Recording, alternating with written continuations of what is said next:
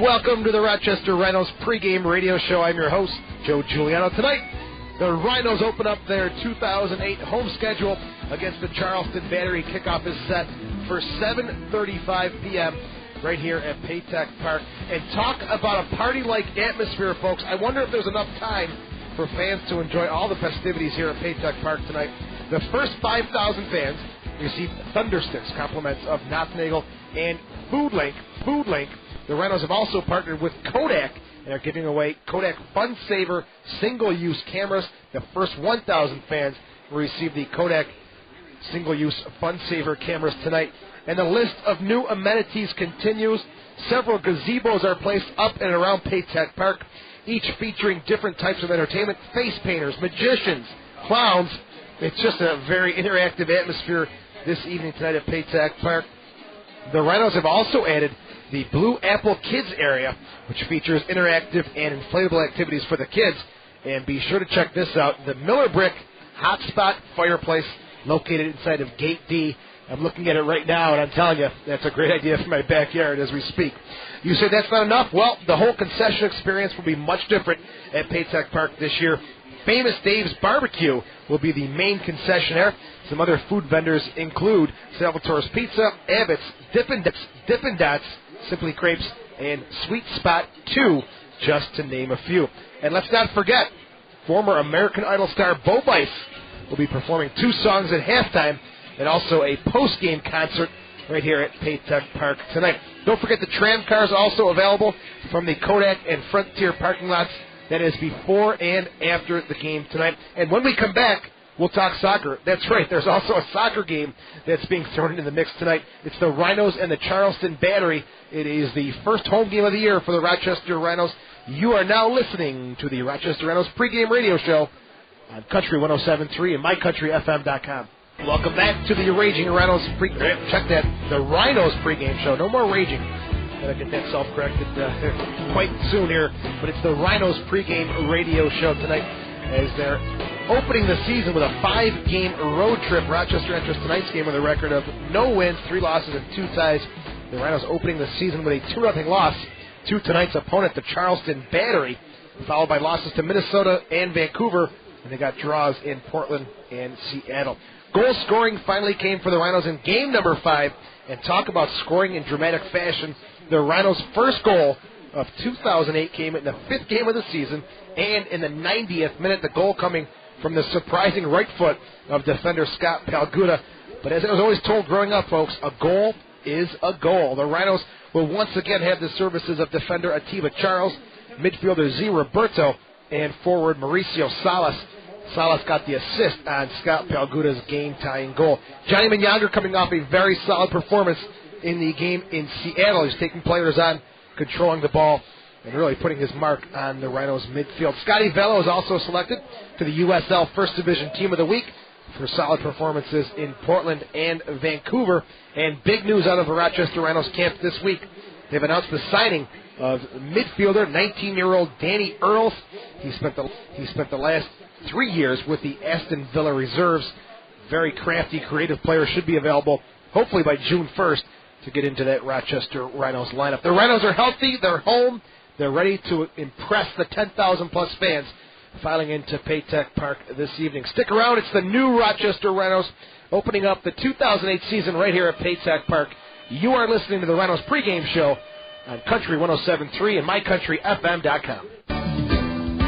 Salvatore's Pizza. We deliver everything but babies. Let Salvatore's cater your next event, your party, your bash. Salvatore's sub platters, 32-piece sheet pizzas, Salvatore's wrap platters, 100-piece trays of chicken wings, and complete setup and go catering. Salvatore's 234-5555 or online 234-555-5555.com. Salvatore! 234-5555.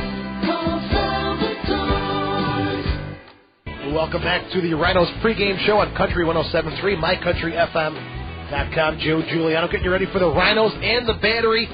Don Stevens will have the call. I'll join him for color commentary in about 20 minutes as the Rhinos and the Battery prepare to do battle tonight. Charleston enters the game 3 wins, 1 loss, 2 ties. They've got 11 points. That's good for second place in the USL First Division. They're 1 point behind the Portland Timbers Charleston has won 3 games in a row. All those games at Blackbaud Stadium. Before the homestand, the Battery were 0-1-2, so nothing like home cooking for the Charleston Battery. The Battery defeated the Montreal Impact 1-0 on Wednesday night at Blackbaud Stadium. Forward Randy Patterson scored the lone goal in the 85th minute. Patterson's strike was his team-leading 4th of the year, and when Randy Patterson scores, the Charleston Battery have a record of 3 wins, no losses, and no ties. Former Rhino goalkeeper Dusty Hudak missed the Montreal game after suffering back spasms in the warm-ups. Keith Wiggins started for the Charleston Battery. It'll be the same tonight for Charleston as Wiggins gets the start over Dusty Hudak. And an interesting note, if Wiggins is to get injured, defender Brandon Curran is listed as the backup keeper for the Charleston Battery. Some other familiar faces to Rhinos fans returning here tonight: forward Ian Fuller and defender John Wilson. After tonight's game, the Charleston Battery, they return home for 3 straight games. They take on Atlanta, Vancouver, and Montreal. All time, Rochester is 11-4-4 versus the Charleston Battery. Rochester and Charleston play 3 times this year. 3rd game of the series will be at Blackbaud Stadium on June the 28th. So don't forget, we've got an action-packed night here at Paytech Park. Some tickets do remain. Last second run out to Paytech Park. Po Bice performing 2 songs at halftime. Also a post-game concert right here at Paytech Park. And again, the vendors, just incredible atmosphere. Talk about parties. There's atmosphere all over the place. Exciting options tonight for the entertainment dollar in Rochester. So stick around. We'll come back. We'll take a look at the world of soccer. The Rhinos prepare to do battle here at Paytech Park tonight against the Charleston Battery. This is the Rhinos pregame show. You are listening to Country 107.3 and MyCountryFM.com. Welcome back to the final segment of the Rochester Rhinos pregame show. Joe Giuliano. The Battery and the Rhinos coming up in about 15 minutes. It's the home opener for the new Rochester Rhinos under the direction of Rob Clark, Matt Ford, and soccer Sam Fantuzzo. Should be a great atmosphere tonight as they look behind the goal. Underneath the scoreboard, the stage all set. Bo Bice warming up this afternoon, sounding very smooth. They'll perform 2 songs at halftime and then a post-game concert. So that's going to be a great evening here for the soccer fans at Paytech Park. Looking around the USL First Division, 2 games on Wednesday, both Rochester and Charleston in action. Charleston 1-0 winners, late goal by Randy Patterson over Montreal, and Rochester-Seattle 1-1 draw on Wednesday at the Starfire Sports Complex. 3 games last night in the USL First Division. Vancouver 1-0 winners at Miami. Guess who scored? Eddie Sabrango, former Rhino, finding the back of the net again. Puerto Rico and Portland 2-2 draw. Atlanta 2-1 winners over Minnesota. Charleston at Rochester tonight. This is the only game in the USL First Division. Tomorrow, 3 games. Portland's at Miami, Minnesota at Carolina, Atlanta at Seattle, and on Monday, Vancouver at Montreal for the grand opening of Saputo Stadium.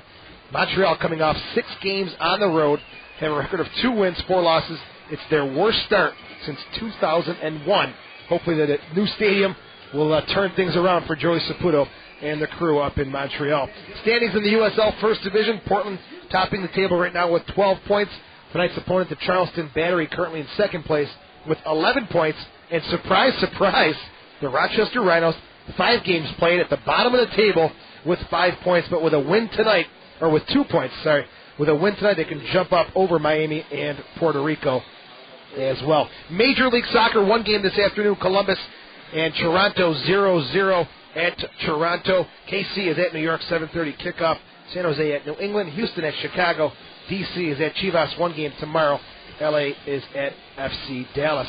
Looking at the table now in the MLS in the Eastern Conference, Columbus 6-1-1, 19 points. Chicago in 2nd place with 16 points.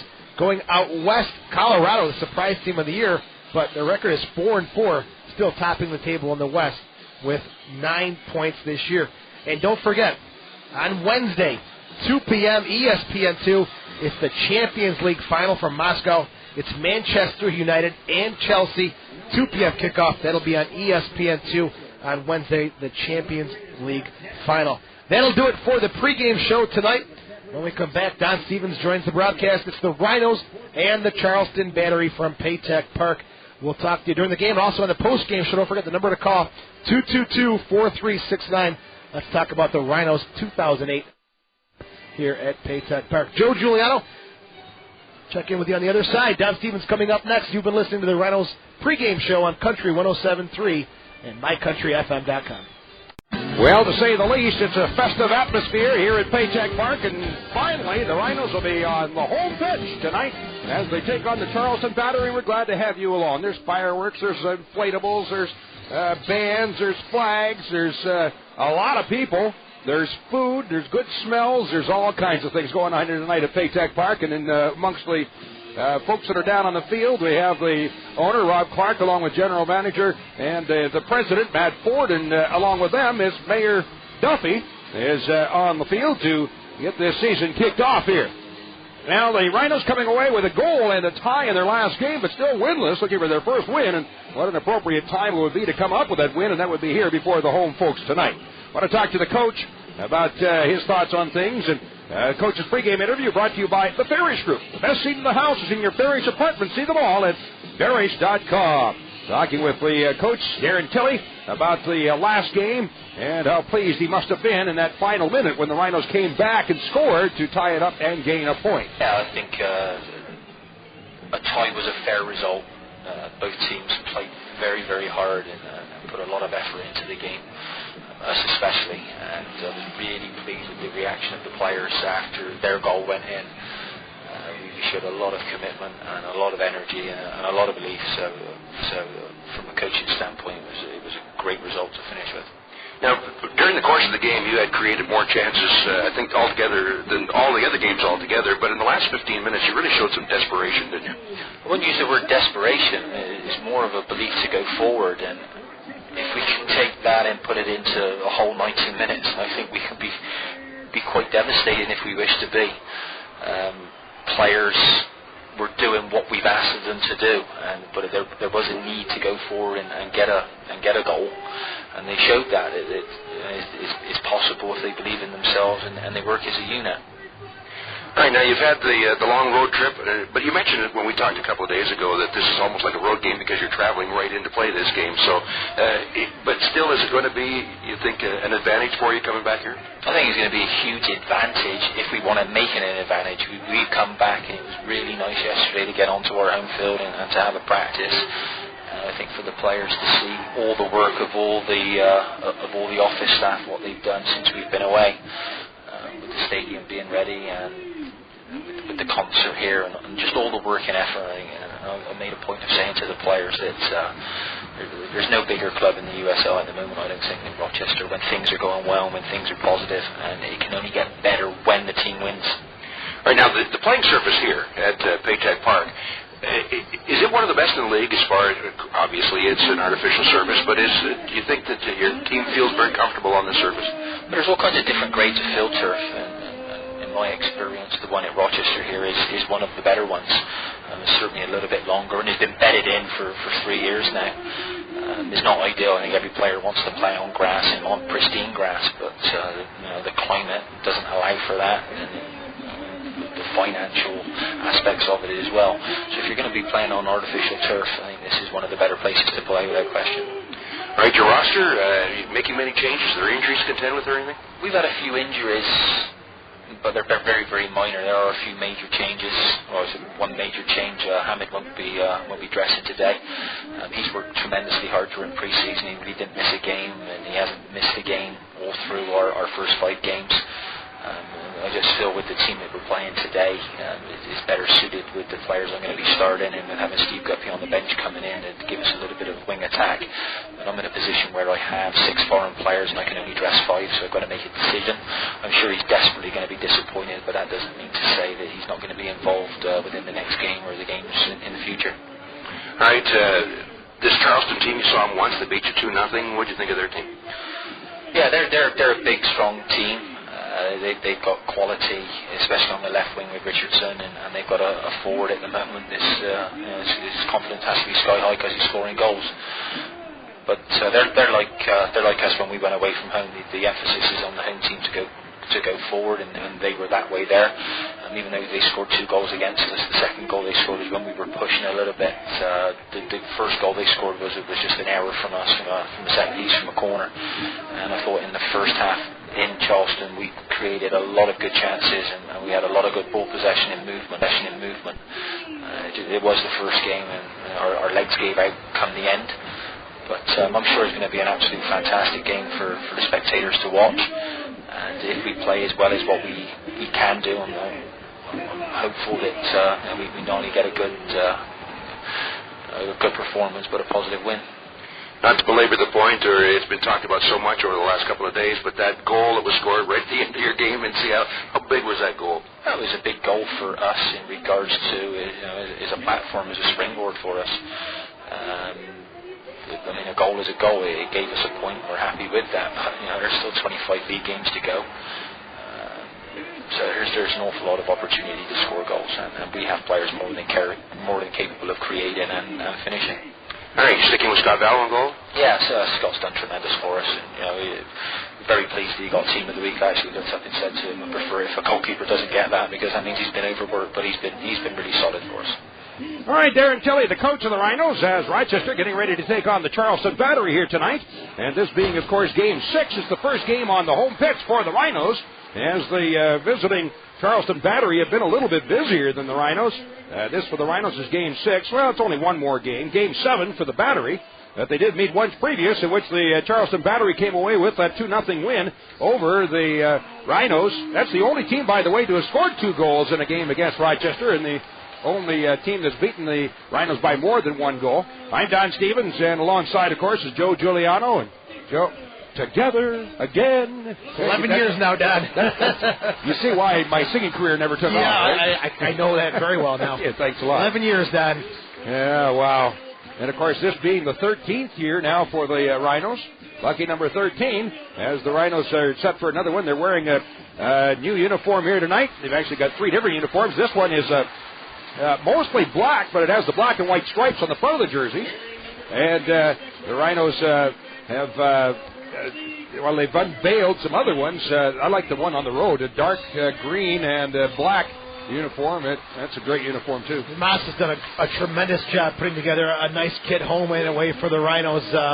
First class all the way. The one with the green last week that we saw in Seattle was just a dynamite jersey. Hopefully they play as good as they look. Well, the players are being introduced. There's a line. There's a lot of kids on the field. Actually, I thought there'd be more people in the stands by now, but of course we do see a lot of people down in the end, and there's it's jammed full up here in the what is tonight being a kickoff party for sponsors and invited guests and that up here in the suite level, which, by the way, will not be available. I don't think the rest of the season. I think they're closing it off after this. I look over there, I see shrimp and wine and beer, and they're not letting us get anywhere near there. Yeah, no offense to Soccer Sam, but you had a piece of pizza, right? That's about it. That's about it. That's all we get tonight. All right, the introductions are going on out on the field, and Mayor Duff. So the Rhinos, you wonder how much all of the hoopla and so on and so forth might get in the way of their performance. I don't think too much, because being on the road for, what was it, 11 days? No, I think it was 11 months.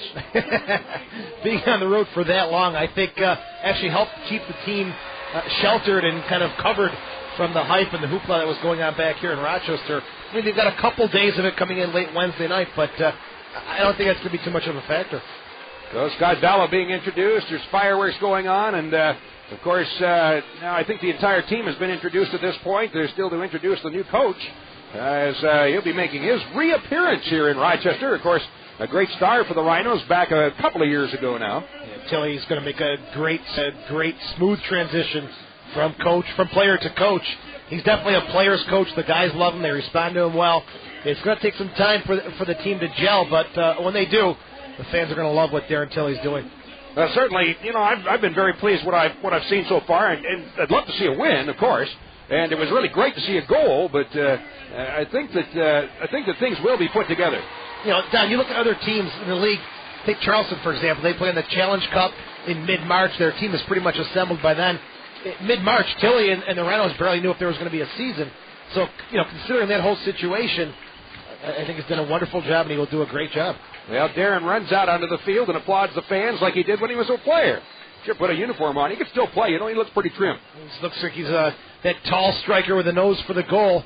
Got a nice suit on tonight, and he's ready to go. That's with the suit on, he looks rather dapper. Dazzle and Darren, that's what we used to call him. All right, so tonight the players have been introduced. We'll be getting underway very shortly here at Paytech Park, the Rhinos and the Battery, and this is the Rhinos Broadcast Network. National anthem here at Paytech Park, the season opener of 2008, as the Rhinos will finally get a home game under their belts, and hopefully they'll come up with a good result.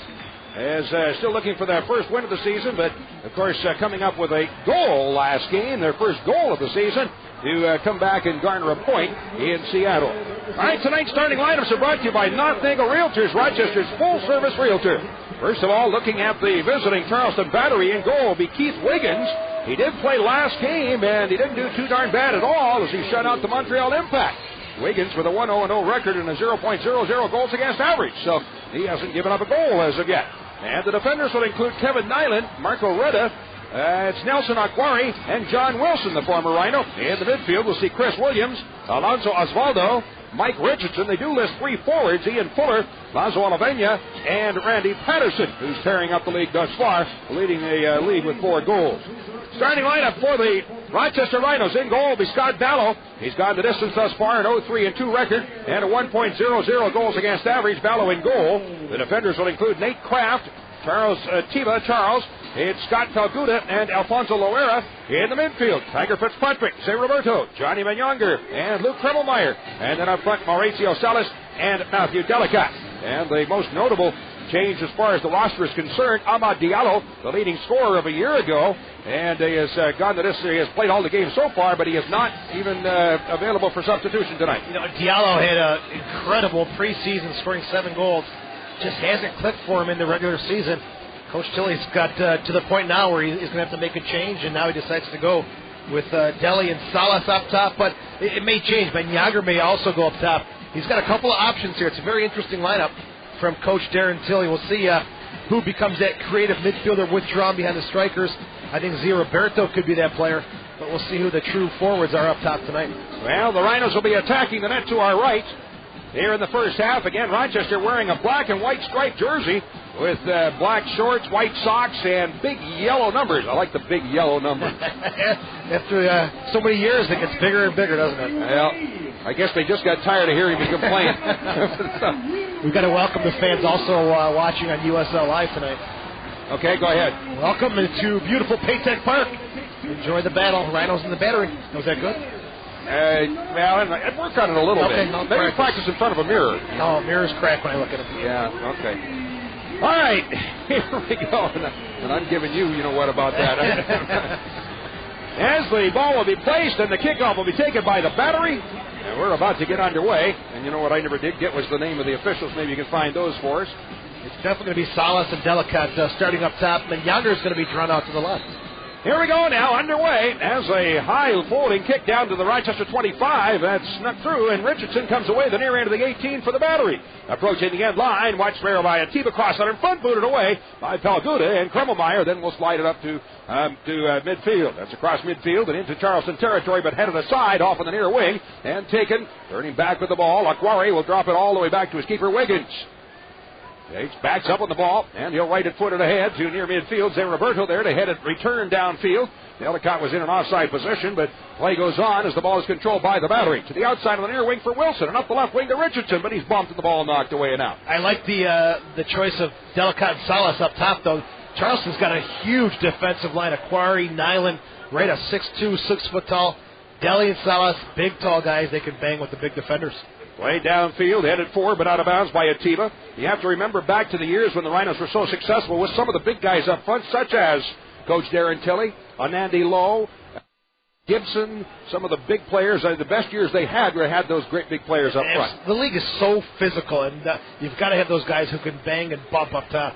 Loera taken down, but no foul is called. The ball rolls out. It's a throw-in for the Battery. Tipped off in front for Ian Fuller, another former Rhino.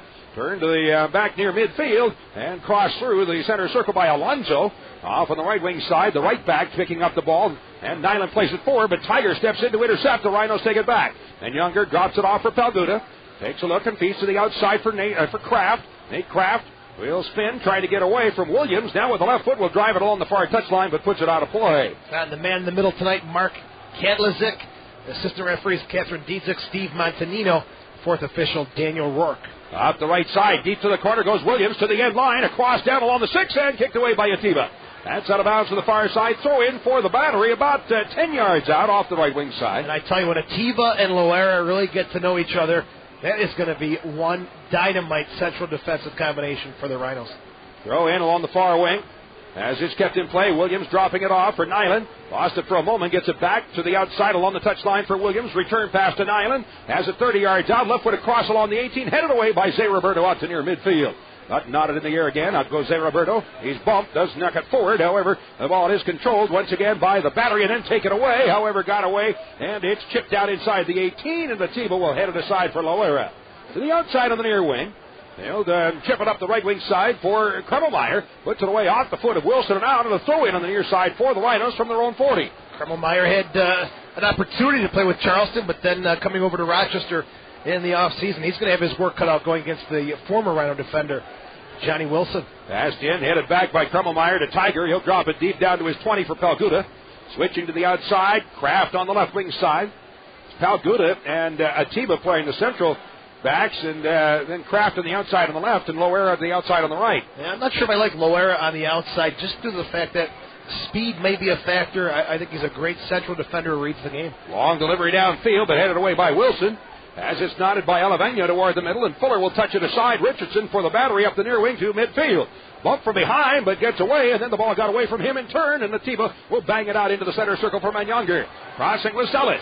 Manyanger moves upfield. Takes a look to his left. Now he turns back to his right. Tries to get it through, lays it off on the left wing side. The far end of the 18. Sellis across along the 6, but getting a boot on it is Nyland to pound. That went high in the air, comes down deep in the far corner. And out over the end line finally. It'll be a corner kick for the Rhinos. You know, through 5 games this year, those are the runs right there that were lacking from that creative central midfielder. Driving at defenders, taking players on. You can see how it loosened everything up. Salas, I thought, could have had a go from that far side, but Johnny Manyanger kind of picking up where he left off in Seattle. And a kick by Manyanger, right-footed delivery for the back post. That's through and out the near end of the 6. And then out rolls outside the 18 and chased to the corner. As the ball rolls out, it'll be a throw-in deep in the corner for the Battery. Off the near side of the field, that was Fuller and Sellis battling for the ball, but it got away and rolled out. If Johnny Manyanger continues to make those cutting runs, you may see a bit of a switch. Zay Roberto may go outside, and Johnny Manyanger may play in the center of the field. Loera heads it to Zay Roberto, heads it to Salas, but couldn't quite reach it. Now it's Wilson for the Battery to play it out to midfield, and Fuller will jam it through it downfield, but out of bounds on the near side. A throw in near midfield for the Rhinos on the near side. No score in this one. We're in the 5th minute. This is good early pressure from Tiger Williams all over the former Rhino Ian Fuller. And Tiger, he's the destroyer. He's the stopper in the defensive midfield for Rochester. Atiba Charles plays it back in the middle. Long is 30. Palguda to the left side for Kraft. Begins to work upfield on the far wing, and now a long chip downfield. As that went sneaking through, chased to the end line by Marco Retta of the Battery, letting it roll, and getting to it to keep it in. Nice job there by Delicott. It's Sellis at the far end of the 18. Turns, he's taken down, no call made, and the ball brought away by the Battery. Working upfield on the far side is Alonso, approaching midfield. As he turns back of the ball, waiting for help to catch up. Works to the center circle, and now he'll drive it out on the near wing, and in underneath it is Wilson. Tries midfield on the left wing side, working off into the middle. Sneaks a through ball to Fuller. Has it 25 yards out, has it go at the frame, and he missed it just wide right. Couple of feet wide to the right post on the shot by Ian Fuller. Good build-up by the Battery. They're even down a player. I think it's Kevin Nyland who was down for Charleston. I can't tell from here. But great build-up from John Wilson. He'll push up this left flank. And no, there's Nyland right here. So who would that be? It could be Rada. It's got to be, yeah, number 5. I don't see him out here. There's Wilson, there's Akwari, and there's Nyland. So he's the only other defender. You know, what happens is the ball's just about to go over the end line. And Rada, I think, kind of relaxes and doesn't expect the quick challenge from Delicott. But Deli doesn't quit. Sponsors of these broadcasts tonight include Connolly Printing, the official printer of the Rhinos. Buy RITN, everything you need to be perfectly comfortable. And Salvatore's, they deliver everything but babies. All right, he is still down off the end line and being attended to as play picks up again. That's blocked but carried away by Alonso, and then Zay Roberto all over him. Finally takes him down, and a foul called on Zay Roberto. They have a couple of words for each other. There was a little nose-to-nose confrontation. Yeah, the Brazilian and the Cuban. That's going to be a nice little battle to watch between Alonso and Zé Roberto.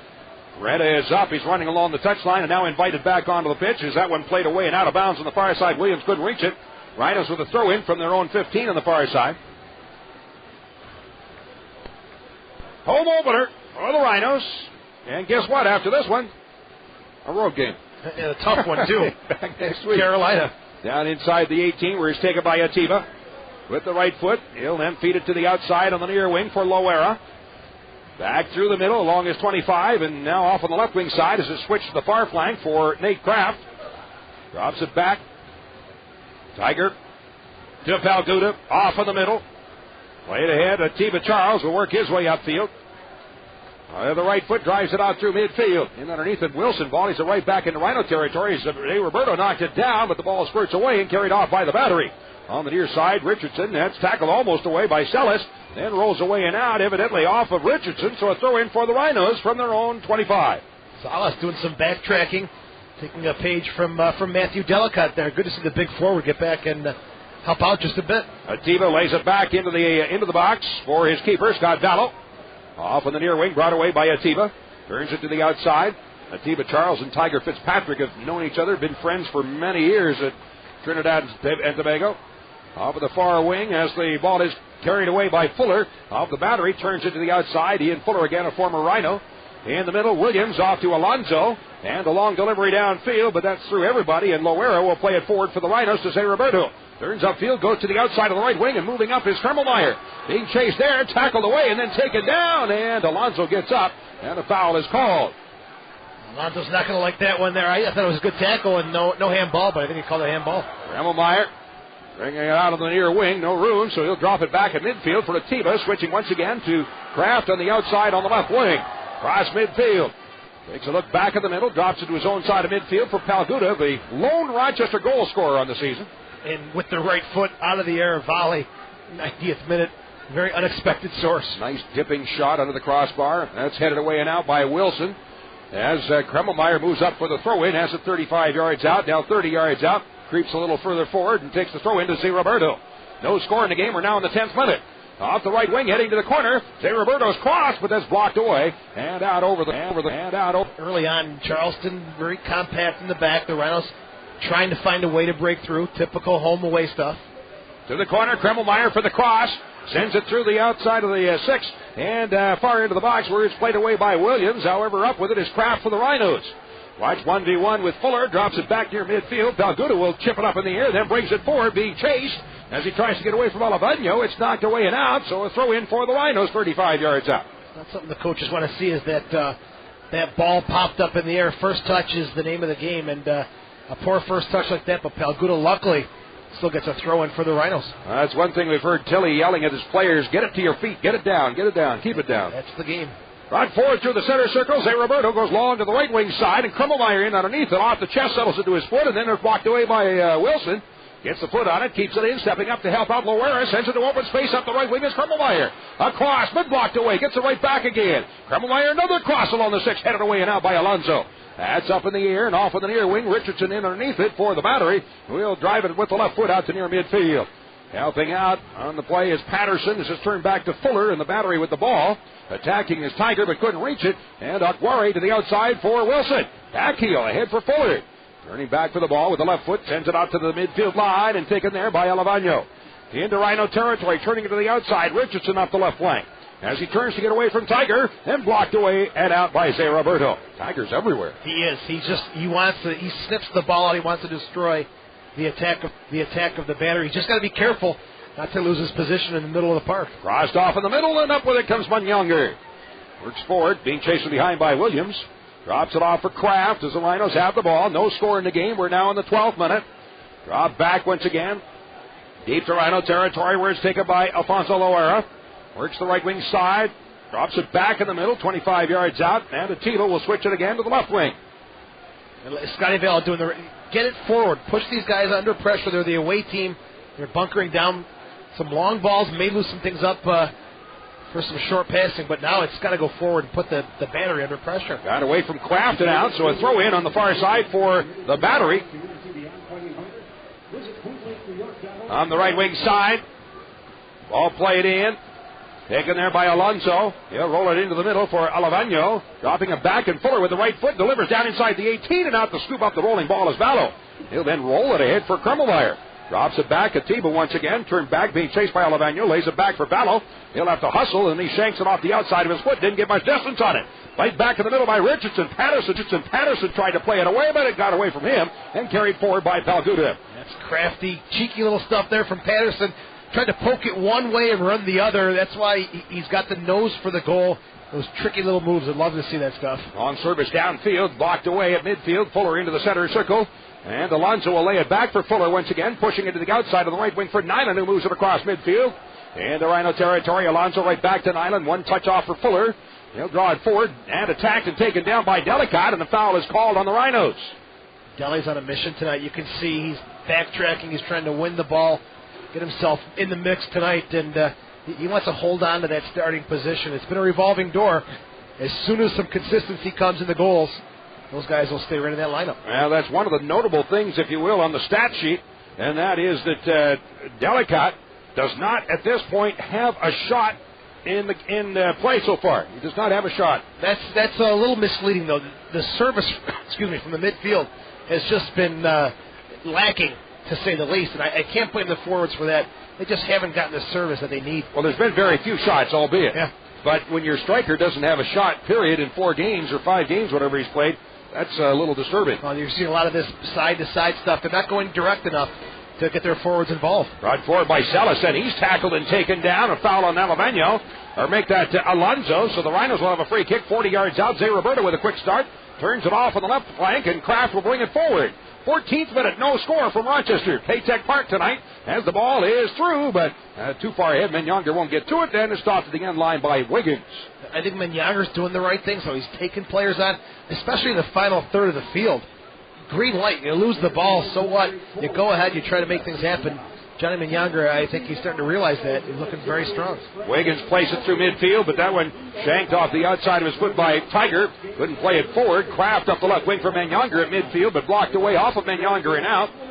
And it'll be a throw-in for Nyland of the Battery. Into the center circle, taken by Alonso. Switching through the center circle, off on the near wing, carried across midfield, and the service forward. Tip to the outside, rolling ball. Richardson getting to it. Not in time, it was out. Throw in on the near side for the Rhinos from their own 30. Alavano has been receiving the ball in the middle of the field quite a bit for Charleston. Unmarked at times, he's got some space to turn. Rhinos may want to tighten up a little bit on him. He could be a factor if Charleston gets closer in the first half. Vallo off the left wing side, drops it back in the middle for Palguda. Switching to the outside of the near wing for Loera, as he'll draw it forward. Begins to bring it upfield, and a pass off to the midfield line for Delicott, trying to turn, but as he is taken down, the ball carried away by Richardson. Pass off into the middle for Alavano, turns it to his right for Patterson, chasing it along the 25 and to the outside for Williams. And a give and go back to Patterson, but Palguda steps in to block the pass away, and then he'll just hammer it along the far touchline, but rolls out. Throw it on the far side once again for the Battery, and there's no score now in the 16th minute. See, Patterson, he wants that open field, that open space, just to get the Jets going. He can fly. Dropped all the way back at midfield. Into the center circle, Aguari will lay it off on the near wing for Wilson. John Wilson did not play the last time that Rochester and the Battery met. He was suspended after coming up with a red card. A tackle there by Krummelmeyer, and the center ref having a few words for him. Yeah, Wilson getting a red card in the game against Carolina. Imagine that, a Scott Schweitzer team involved with a red card? Never heard of. Actually, I think they had, didn't Carolina have 2 red cards in that game? I think Conley may have had a red, Conley Adosian. The former Rhino also had a red card. Yeah, did they not? I thought Carolina had maybe 2 in that game. I don't know. Was it 1 or 2? I know Adosian was 1 for sure, and Wilson for Charleston. But no surprise there. And that, of course, being the next opponent for the Rhinos, will be in Carolina in a week. Here's a service off the right foot. Alonso down inside, headed up in the air, and then off the far end of the box. And Celis gets to it, spins, and with the right foot hammers a high floater downfield. All the way across the midfield line, back for it, played by Retta. He'll nod it back to his keeper. And Keith Wiggins takes it there. Wiggins at 5'11", 175, a 26-year-old from Charleston originally. Wiggins got the shutout against Montreal, but after watching that game on USL Live, I think one chance each Wiggins not seeing much action from Montreal, especially on the road. The Impact, almost an easy team to shut out. Played off into the middle from Younger, drawing it forward. Has it through the center circle and lays it out on the midfield line up the right wing. Loera, one touch ahead for Krummelmeyer. She's watched by Wilson. Krummelmeyer looking for a cross along the 18 down inside, but that went off the foot of Delicott and out. So it'll be a throw in deep in the corner for the Battery. Good chance here now for the Rhinos to apply pressure, pin Charleston deep in their half of the field, and keep the play in this half. Good. Up in the air, Delicott looking for the flick, but it's headed away. Younger now able to nod it forward. Wilson got a boot on it. Back near midfield. Atiba steps up to head it forward and trying to draw it away. Younger, but couldn't reach it. Ball is battled finally out of bounds. Loera touching it, and it'll be a throw in for Oliveño on the near side. Loera actually going to leave it there for Wilson. Ton of experience. Played with Chivas of MLS and Chivas in Mexico. Just reads the game so well. Great addition. Tiger steps in to steal it away. Nice job there. Krummelmeyer off to Younger. Drops it back in the middle for Palguda. Hands it along his 35 and then lays it again out to the outside on the left wing for Kraft. Drops it back in the middle for Palguda as he begins to move it upfield. Service through the center circle, but no help there. Stepping up to take it away is Wilson. A Battery with the ball. Alonso in the center circle to the left wing side along the near wing at midfield for Wilson. And he'll chip it down to the Rochester 35 in the middle. Oliveño to the outside on the right wing, and moving up on the play is Williams. The far end of the box as he runs into Kraft. The ball rolling to the end line, and Kraft able to bang it away over the end line, but that creates a corner kick for the Battery. That's a familiar sight for Rhinos fans. Chris Williams, formerly of the Montreal Impact, loved to play on that flank with the speed and the pace. He's going to give Kraft a lot of work tonight. Well, the Battery coming in on the heels of 3 straight wins. They've won their last 3 straight games, albeit they were all home games. And on the season, a 3-1-2 record. So before that first win, they had an 0-1-2 record. Then they came up with a win against Rochester, and they've gone on since there. Head ball. 6 is out over the end line once again. Another corner kick. That was dangerous. This is a team with a lot of confidence, the Charleston Battery.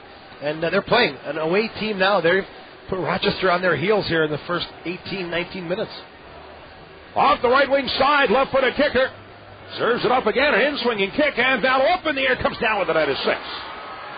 Throws it off in the far wing, and ahead with it is Younger. Works the left wing side, approaching midfield, and running ahead, Roberto looking for the through ball. However, stepping up to intercept was Alonso, then he's taken down. Play goes on. On the far wing at midfield, turned back again. Played back for Aguirre, along his 35. As he moves to get away from Delicott, pass in the center circle to Fuller. Spinning around, drops it back once again in the middle. And it's left-footed through midfield by Retta. Turned ahead on the near side, then pushed to the outside, and unable to get control is Richardson. The ball is out, throw in for the Rhinos from their own 35 on the near side. Yeah, I expected to see some more quick long service to Salas and Delicott when I saw that those two guys were starting up top. But the Rhinos are trying to build up, and then when they get to that final third, Deli and Salas don't have that speed to cut in behind a defense. Maybe some long balls could be a good option. Cross midfield, Younger in the middle for Salas. Turns it again to the outside, but it got away from him and taken back by the Battery. We're in the 20th minute and no score here at Paytech. Right wing side carried forward as it is pushed to the outside again. Williams on the right wing at the far end of the 18 looking for a cross. Sends it along inside, but Loera gets the foot on it to tip that one away, and the ball is played away out of the box. On the far side comes Salas up the left wing. As he's 1v1 with Alonso, gets away, and then steps sideways to get away from Williams. Now drops it back for Kraft. Off the left wing for Salas. And you see Coach Tilley up, and he's yelling at his players, get up there, get up there. Yeah, this just plays into Charleston's hands. They're slow in their attack, slow in their build-up. The Battery, it's a very easy game to defend right now. Guppy and Tilley have not sat down yet. They keep pushing forward, but the Rhinos slow to make that move. There's the throw in. Stepping in to intercept Aguirre for the Battery, and then in turn it is, they're going to say it's off of Younger now, so it'll be a throw in for the Battery from their own 35 on the far side. The flow, the connection is just not there. You can sense Tilley's trying to put the pieces together. When he finds it, it's going to be something great, but right now it's just not there yet. Well, there's something going to be happening this week that they really need, and that is several days of consistent practice, as they have a week before the next game. Although they will be traveling the day before the game. But still a few days to try and get some practice time in. Up the right side, Alonso. Chip down inside the 8th, and it's grabbed to the 6. Up in the air goes Wiggins. And Delicott ends up inside the net. Those are the balls they've got to play with. Deli and Salas, the huge targets up top. Put it in the mix. Let the big boys go at it. Well, I know that they just don't want to do that so many teams do, and there's a lot of teams that are out there that's all they do is they just chip it in the box, and go after it. But the Rhinos, the difference here is you start off with that kind of setup, then the defense is forced back, and then the creative Z. Robertos and Johnny Manyangers can step forward. Yeah, but I'm not a coach. Easier said than done. I'm not a coach. Easier said than done. There's a reason I'm not a singer or a coach. That's played along the near wing, rolling to the end line, and it'll be taken. Wiggins is out of the box, and Delicott pressuring. Wiggins has it, and now he's going to let it roll out over the end line. And very alert play there, so he'll take the goal kick. Sponsors of these broadcasts include Paytech, personalizing personal communications. Excelis Blue Cross Blue Shield, helping you achieve your goals. And Fuego's the official hot dog at Paytech Park. So by no means is that long ball, old English style attractive, but it has a purpose to kind of set up another style of play. Carried forward. Charleston across midfield to the outside. Richardson being chased by Atiba. Across along the 8th end. Getting back for it. Balduda will bang it out over the end line. A corner kick for the Battery. The space that Alavanya is getting is going to be a bit of a concern for the Rhinos coaching staff. He's able to turn and put a ball in down the flank. A little tighter mark on Alavanya could really control this Charleston attack. Corner off the left wing side. A right-footed kicker. An in-swinging kick. And here comes the service into the box, out top, and hit it away, and rolls out the far end of the box. Chasing it down, Alavano, but he'll let it roll out, so a throw in for the Battery on the far side, about 15 yards out. Looks like Nyland over to take the throw in. Turned out to be a very pleasant evening here tonight. Got the bad stuff out of the way today. Couldn't do my yard work, but it's a nice night for soccer. That's too bad. Ball played back at midfield. Of course, you have to understand, folks, that Joe is a teacher, so he doesn't like work. Doctor of Education. Okay. Drives midfield. He monitors gym class. And then after school goes out for soccer practice. Every day. Into the middle. Menyonger turning back in the center circle. He'll draw it forward, being challenged from behind, then triple teamed. He moves downfield, and then finally ends up on the pitch. And a foul is called. A free kick for the Rhinos 30 yards out, a little bit to the right of center. Johnny Menyonger, he's hanging onto the ball. He's fighting off players. And I'm watching Salas and Delicott not make any sort of diagonal run, any sort of show for the ball. And Menyanger's just going to hang on to the ball, take his beating, and win a free kick here. Salas can light this up. But there again, the forwards got to get into more options for the midfielders. And Younger still with hands on knees, trying to gain his wind back again. I think as he came down awful hard, might have got the wind knocked out of it. This is a beautiful setup for Salas with the left foot. Can swerve it around the wall and maybe away from the keeper on this near post. Well, he has a cannon. There's the ball is placed, still scoreless, 25th minute. Menyonger right footer. As Celis left footer, who's going to take the kick. The whistle blows, and the referee moves the wall, three-man wall, back almost a foot. Here's Celis approaching with the left foot, drives it through, rolling ball in, sneaks wide. It's picked up on the end line by Zé Roberto, able to keep it in play. Left foot across, along the 6-foot, headed away, and then hammered in the air by Williams, but it comes down to the middle, just outside the 18. Here's a bike kick in, poked up over the crossbar by Wiggins. The bicycle kick by Celis, almost picked the upper corner. Oh, is that a beauty? What a beauty. Wow, fantastic stuff from Salas. Gets the free kick off, and then it's cleared out to the top of the 18 out of nowhere. Just so graceful on his back. Bicycle kick. Great save by the keeper. Sun in his eyes. That's about 22 yards away. That's world class, folks. What a tremendous kick. Here's the corner kick service by Menyonger down in the middle. It sneaks through back. Celis shoots. He scores! Well, wait a minute. Is it? Waved off? Yeah, obstruction on the keeper. I think Delicott may have bumped into the keeper. But Salas, the nose for the goal is there. Waved off. And the public address announcer said offside. We can't see the flagman down on this side here. It cannot be offside. There's two Charleston players in the goal. It's obstructing the keeper. All right. I think Delicott got a piece, or Loera got a piece of the keeper. Well, the Rhinos put it in. However, it is washed out. Across midfield, Kraft steps up, heads it across midfield, and in underneath it, Alonzo touching it to the outside. Nyland with a pass forward, but it escapes Fuller, and Tiger for the Rhinos off to Menyonger. Across midfield, 1v1 with Fuller, and he is stripped of the ball, but Menyonger comes away. Now a foul is called on Menyonger. I think Johnny Menyonger's gotten to the point where someone's got to step up and do something. He's the man right now. He's just getting involved in challenges, taking players on. Him and Fuller kind of little swipes at each other. Across midfield. Battery to the outside of the near wing has chipped across midfield by Wilson for Richardson and gets it back again. Wilson being challenged there, but turns and the ball taken away. Krummelmeyer to Palguda. First timing it away off in the near wing, and underneath it is Alonso. He'll draw it forward to Patterson. As he has his back to the frame, drops it back. Alonso to the outside of the near wing for Richardson, down to the Rochester 20. On the near wing, watched by Loera. A little nifty move for a hit for the end line, and it's hammered up into the stands by Krummelmeyer. Now, if that bicycle kick doesn't get the Rhinos and the fans going, I don't think any will.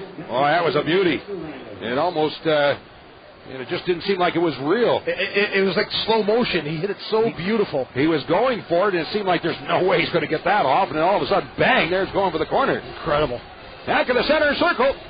Played across midfield by Retta. Tip forward to Patterson. Has it at the 20. Lays it off in the middle. Alonso rolling in. It's picked up on the second hop by Vallow. Hill did a good job to read that one on the hop. A little bounce there and deflection, but the Reynolds keeper has a beat on that ball the whole way. Looks like Kraft is down.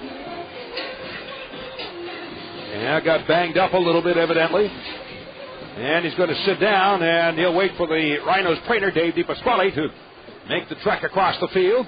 The other sponsors of these broadcasts tonight include Power Trip, Get in the Game, World Gym, real gyms, real people, real results, and by Auction Direct. For your next car, log on to auctiondirect.com. Vallow, even before the Rhinos trainer Dave DiPasquale hit the field, was calling for a substitute for Nate Kraft. The Rhinos defensively on the bench, you've got T-Bone, you've got J.P. Reyes, and even Johnny Ball, who can kind of fill in that defense as well. Yeah, it was interesting to see Ball play in that defensive spot in Vancouver the other night. I think with John Ball, it's just a matter he's getting his legs back from the indoor season, and to play that outside midfield role, he's going to be up and down the flanks. Physically, I don't think he's just there yet, but that outside defensive role gave him a little taste of game action. 29th minute of Paytech Park in Rochester as the Rhinos and the Battery are scoreless, and thus far it shows on the score clock 2 shots apiece. And one nifty shot for the Rhinos, a bike kick by Mauricio Celis. And a pretty one it was, and Wiggins just got his fist on it to punch it away from the upper corner. So John Ball is going to be the one coming on. We've got a couple options now. Krummelmeyer can go back to the outside defense. Johnny Ball can take that right midfield spot. And I think that's a good move if that's what the Rhinos decide to do here. Actually, Krummelmeyer is going to go to the right, Palguda to the left. If you brought Bonsu in, you're looking at, in essence, 4 central defenders. This is a good move by Coach Tilley and Steve Guppy. All right, so a substitution, and the ball is played down deep to the corner. Will roll out. It'll be a throw-in for the Rhinos as John Ball is in here in the 29th minute, and Kraft is out. Palguda shifts now to the left. I think Loera and Bonsu, or Atiba in the middle. I like that setup for the Rhinos defense. Ball coming out on the field, trying to get his shoes tied. Nobody expected, certainly, there to be a substitution this early in the match. And Kraft, I can't see. Is he down there? Is he on the bench? He's behind the goal still with the trainer. Oh, he's still down there. That's where he is. All right, so Kraft hobbles away as the ball played down inside the 18, moving in Patterson as he's challenged there and goes down. The ball rolls along the end line and played outside the box. Richardson with the cross, and diving at it in his 6th is Vallow. Comes up with the ball. Loera, just enough pressure on Patterson to force him into a weak shot. But Alavanya, again, puts that nice ball forward to Randy Patterson. Ahead for Delicott off the left wing. And he works it into Charleston territory, across along the 18, but Aquari gets the foot on it, hammers it high in the air, and the ball is out of play into the stands on the far side. Throw in for the Rhinos from the Charleston 35 on the far side. Tilly with an earful for his defense. Atiba and Loera that time a little too soft on that dangerous forward. Ball tries to knot it inside, however got away. In and knocks it loose, and the Rhinos have it back. Zay Roberto from 40 yards out of the middle to the outside of the near wing for Krummelmeyer. We're into the 31st minute, still no score from Rochester. Ahead now, Sellison a give and go back to Zay Roberto, trying the return pass blocked away, now sneaks it through. Delicott in an offside position as he just had to play it away. Patterson across midfield as he runs into Loera. Fitzpatrick helping out. The ball is played back down into the Charleston territory. Then banged away, and Delicott tips it off for Ball, but on the other side, Richardson. Then we'll send it out into the center circle for Williams. Battery with the ball. Williams knocked away from behind neatly by Manyonger, and Tiger turns it upfield. Long service in time. Trying to get in behind Delicott. Blocks it forward down to the 18 as he got turned around. Now Sellis moving moving in to his left, back to his right, inside, Delicate, the shot, hit the post, and the rebound. Oh, it comes wide out over the end line. Oh, the Rhinos do everything but put it in. Beautiful service from Tiger, splitting the defense.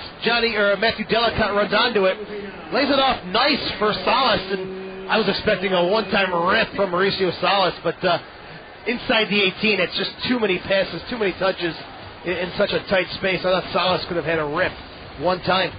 It's Roberto off the right wing side, left-footed, in-swinging kick for the back post. Up they go, and the head ball is knocked down. Blocked away at the 18. Pelton his feet with the left foot, and he puts it high and wide. High and wide. Want some more action tonight?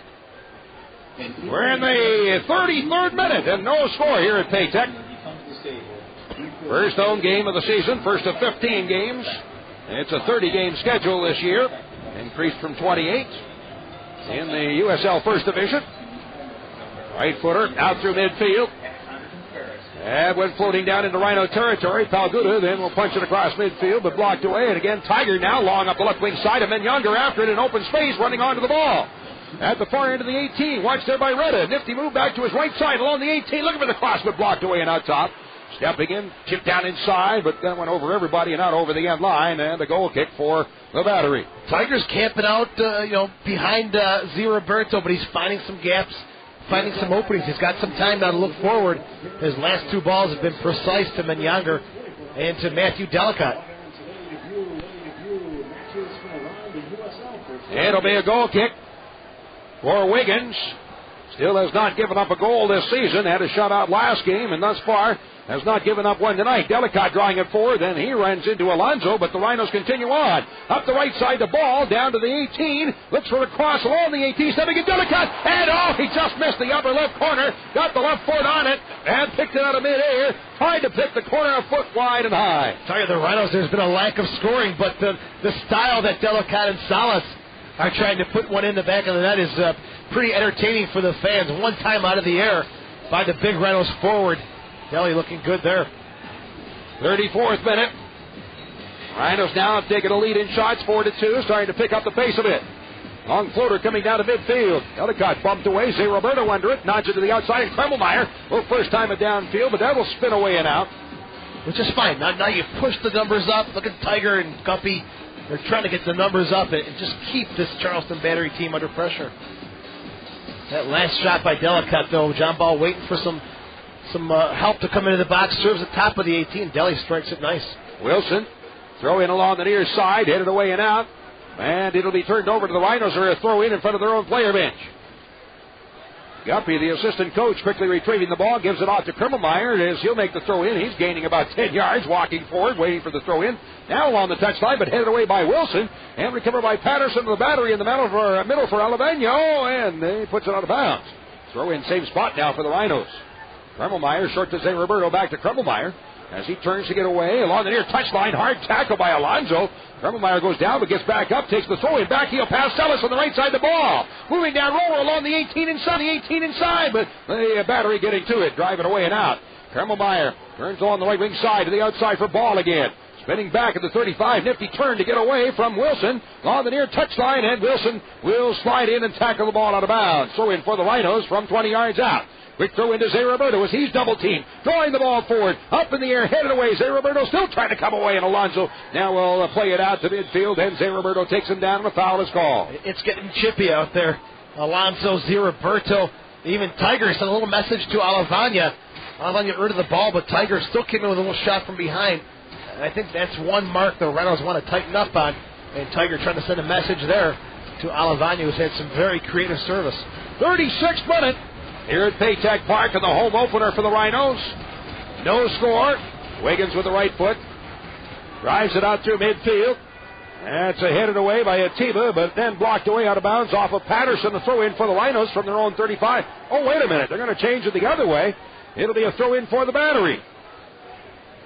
Atiba getting the ball and the back of the head of Richardson, who's still checking himself on this near side. Throw in Wilson. In the middle, headed away by Loera. However, a foul is called, and that on the Rhinos. It'll be a free kick almost from the corner of the 18, the near corner of the 18. So Yeah, they're going to place the ball about 20 yards out off the left wing side. This is tricky. Alonso, the creative Cuban midfielder, he can have a go from here. The Reynolds a good choice to go with 3 in the wall. He's also got some nice options. The big defenders all pushing up into the box. Now, he's one of the 2 that just defected from the Cuban national team. It's a great pickup by the 2 on this team, actually. Alonso, right-footed kicker, drives it for the back post, but he'll miss high and wide. I thought near post all day there. Had a bit of a look, but Alonso, I'm not sure if there was a cross or a shot. Have to clear that up with his teammates in the locker room.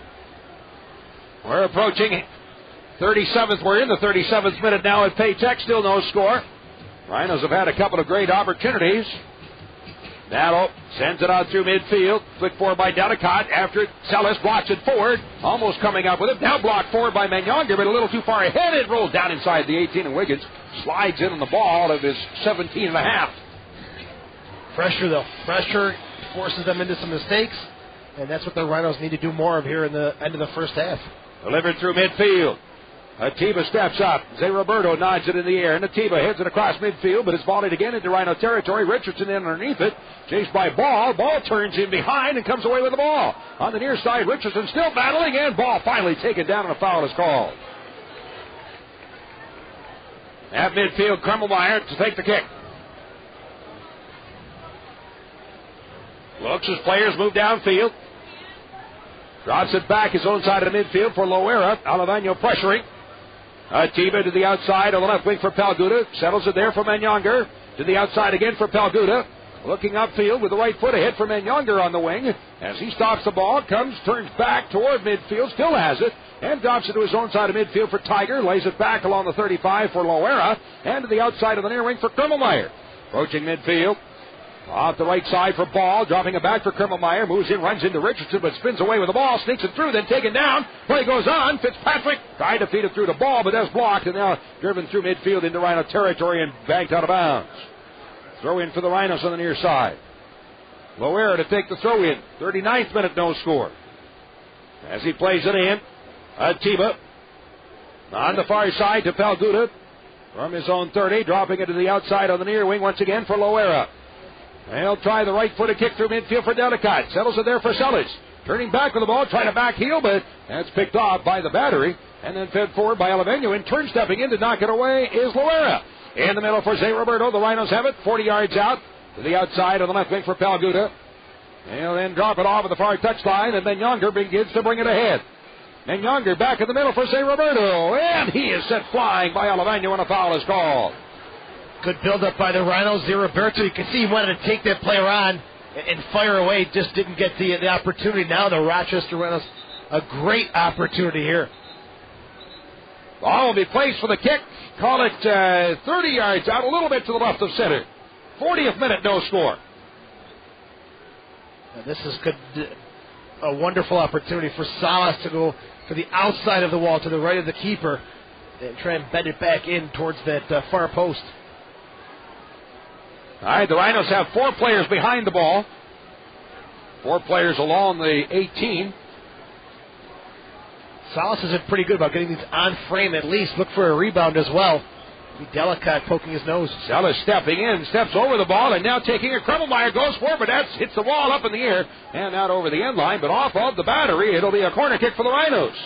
I think that surprised everyone in the park here. Krummelmeyer. Little tomfoolery there. A bit. Krummelmeyer hit it well, just got a piece of the top of the wall. The Rhinos are acting like they're still arguing about who's going to take the kick, and all of a sudden, there out of the middle of the pack comes Krummelmeyer and takes the kick. Caught a lot by surprise. With the right foot, low delivery in the box by Magnonger, and it's headed away and out. Alavano in underneath it for the battery. Will blank it off the far wing, but stepping back and turn to take it away, Zay Roberto. 1v1 as he's being challenged there by Wilson, turning back with the ball, and now to the outside, carried forward by Tiger. His delivery downfield, Delicott up for the header, but couldn't reach it, and it is settled once again by the battery. Off on the near side, Richardson with the left foot out to midfield for Patterson.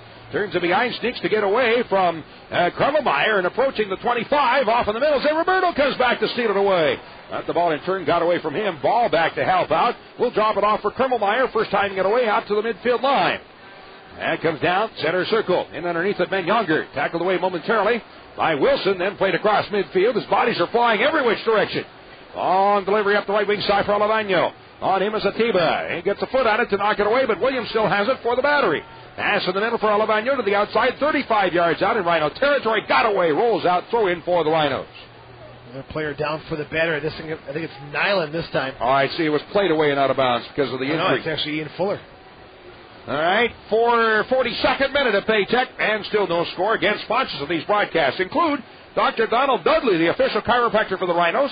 You can give them a call at 225-6430 for appointments.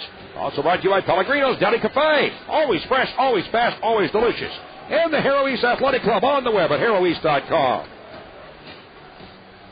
Miller's up and all right. Throw in. Headed away, back across midfield. Flick forward, off into the middle for Delicott. Center circle for Ball, bringing it forward. Johnny Ball to the outside. Sellers tips it through, and chasing after the ball, but won't get there in time as it's scooped up by the keeper, Wiggins. That's a bad choice there for John Ball. To put it in that spot, it's almost impossible to trap and go towards goal. Maybe a diagonal run, or even John Ball going forward, taking on a defender would have been a good option there for the Rhinos. Jay Roberto heads it into the center circle for Tiger. Through midfield, over too far ahead for Sellers. Picked up again by the battery in the center circle. Alonzo to the outside, but Palguda steps in to get the left foot on it to tip it away. Tiger off of the middle. Zay Roberto to the outside in the right wing for Kermelmeyer. As he looks around, drops it back down to his 20. Taken by Loera, who's now a central defender, along with Atiba. And Atiba turns back to get away from Alavano. He'll drop it back to the keeper, Vallo. Pressure being applied, and Vallo will first time it away. At the midfield, blocked. Zay Roberto along his 35. Leaves it there for Loera. To Atiba. Looks at the outside, but no room. Drops it back in the middle for Loera. We're into the 44th minute here at Paytech, and no score. Off the near wing, Krummelmeyer across midfield for Ball. Turning back, drops it off once again for Krummelmeyer. Right foots it through midfield. On the near touchline for Zay Roberto. Turning back, Chase grabbed onto by Fuller, but still Zay Roberto has it. Toward the middle for Fitzpatrick. 35 yards out and off for Ben Younger. Turns, looks to the outside. A hit for Palguda. At the far end of the 18, spins back with it, still has a right foot, down inside, cross to Delicott, heads it back in front, but nobody there, and the ball is hammered away and out. I've never seen a forward head the ball at the 6, back across the goal mouth. Deli's got to have it on frame and go for it. That played forward, brought away by the battery, and then turns it up the right wing and down into Rhino territory, taken by Alavano. On the 35, looking. He'll switch and deflected down inside, up to lay on the ball, and grab it is Vallo. Holds on and throws it off of the near side. Ball after it. 45th minute. We're approaching halftime. Ball along the midfield line for Sellers. Looks upfield. As he'll left-footed. Tried to sneak it through. However, it's recovered once again by the battery. Richardson out to near midfield. Turning back with the ball. To the outside on the near wing for Wilson. Off the left wing side. High floater through midfield. That goes Krummelmeyer, but Alavano. As he's bumped and dumped by Krummelmeyer, play goes on. The Rhinos have the ball. Carried forward, Krummelmeyer, roller out to the midfield line for Sellers. As he's stripped off the ball by Alonzo, and it's recovered by the battery. Richardson through midfield. He's back to midfield. Wilson bangs it ahead for Alavano in the Rhino territory. Turns it to the outside. Richardson pass down inside. Palguda gets there. Mount Alonzo up with it for the battery. Lays it off on the right side.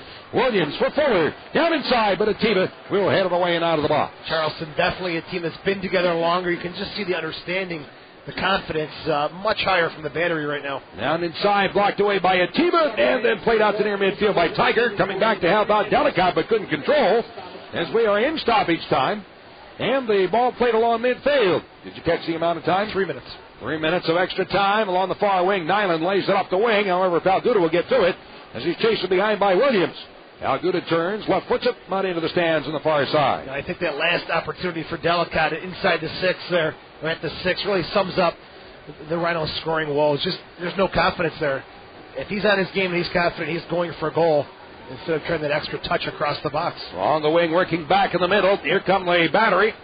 To the outside on the near wing for Wilson. Has it 25 yards out, 30 yards out. Now he rolls it down to the 18. Patterson stops, has the back to the frame. Couldn't get a shot away. Now up with the ball at the end line. Cross down in front, rolls across the goal mouth on the other side. And then Younger tips it along the touch line, the end line, out over the touch line on the far side. Nothing but rave reviews for Patterson, the Trinidad and Tobago international. He has just got a nose for the goal.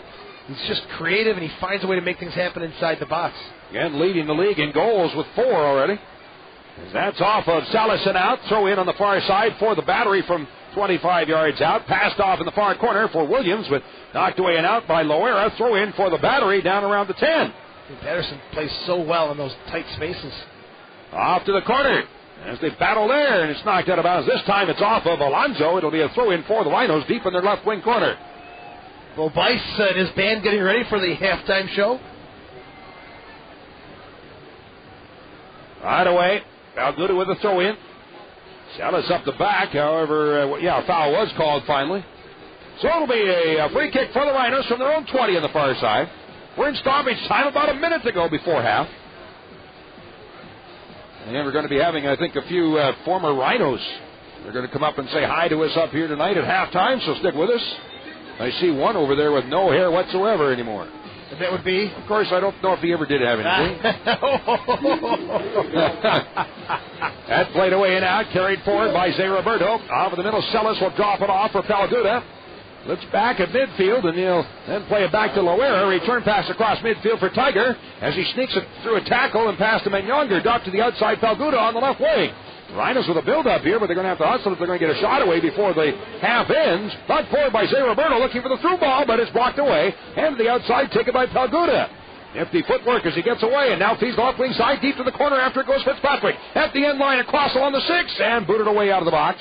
That's in the far corner. Williams takes it for Charleston. Turning back, waves it up the touchline. Ahead comes Alaveno on the attack toward midfield. Into Rhino territory. Long service downfield, trying to break through Patterson, but Atiba gets back to knock it down over. Patterson comes up with the ball again. Lays it to the outside in the far wing. Whistle stops play as the half comes to an end. So here at Paytech Park, we've played one half. And at the half, it's the Rhinos nothing. The Battery nothing. This is the Rhinos Broadcast Network. Paytech Park, no score here in the first half of play. And the Rhinos still with just 1 goal scored this season. They came close. That's the first half statistic brought to you by Time Warner. Get all-in-one digital cable, Roadrunner, and digital phone. One simple package, one low price.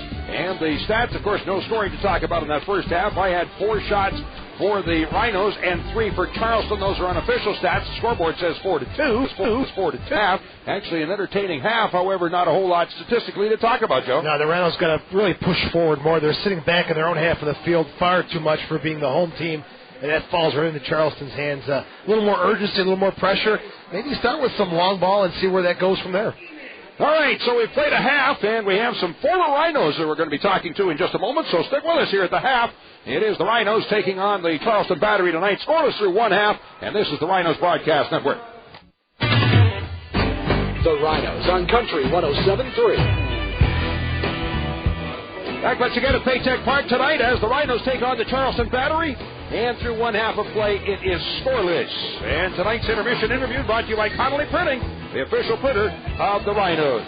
Well, there's a lot of folks here at Paytech Park tonight for opening night. And there's also a lot of folks that are here to welcome Darren Tilley back as the coach now of the Rhinos. Of course, a former player. And now the coach. And speaking of former and coaches and so on and so forth, Pat Ercole is here. And Pat, I'll tell you what, you're looking great. Looks like you could actually go out and play again. Thanks, but I don't want to do that. You don't want to play. You don't want to coach either. Right? No coach, no play. Is that right? Well, I don't mind. I'm coaching my daughter's team, so I'm having fun with that. Right, so you're still involved. Oh yeah, she's 13 years old, so she's got a ways to go, but I'm having fun with that. Yeah, of course, Coach Ercole was the inaugural coach of the team and took him to a countless number of championships and a great time he had here. Of course, you come back to see Darren. Have you had a chance to talk to him at all? I did, actually. He called me when he first got to town, and he knew that I hadn't come to the facilities yet to see any professional matches, so he offered me an opportunity to come. But I'd already told him because I knew him and I knew what his character's about, and the fact that I've been through what he's going through right now, that I would be here to support him. Now, after you told him don't get into coaching, what did you tell him from there? I always knew Darren would want to go in that direction. You could see it when he played for us. He always had the ability to want to put forward something extra, and I always called on him occasionally to do some training sessions. Yeah. Now, he was a special player, wasn't he? Oh, no question. I mean, we had a lot of special players here, but he was always the one that kind of stood out in the sense of he would have a presence for a coaching, for that coaching environment. Coach, so good to see you. Hope you come back to a lot more games, all right? Definitely, appreciate it. Coach Nice Coley, again. good to see you. Let's get another gentleman up here, the name from the past. Thanks, Coach. And you won't believe who's in town, who's made his way back to Rochester. Mike Kerms, a former Rochester defender midfielder, and, of course, best known for the flip throw-in. We haven't seen one of those since you left, Mike. Yeah, I don't understand why. My girlfriend was just telling me, she goes, why doesn't anyone else do that? I go, well, because you're the only one capable of doing it, right? I just thought that maybe I took more risk than other people. You're looking good, man. Yeah, I don't think you've aged today. I'm feeling good, but thank you. I appreciate that. Where are you at now? What are you doing? I'm in Syracuse. I'm working with a engineering consulting firm, O'Brien & Gear, out in Syracuse, New York, and I'm running the marketing department there. It's fun.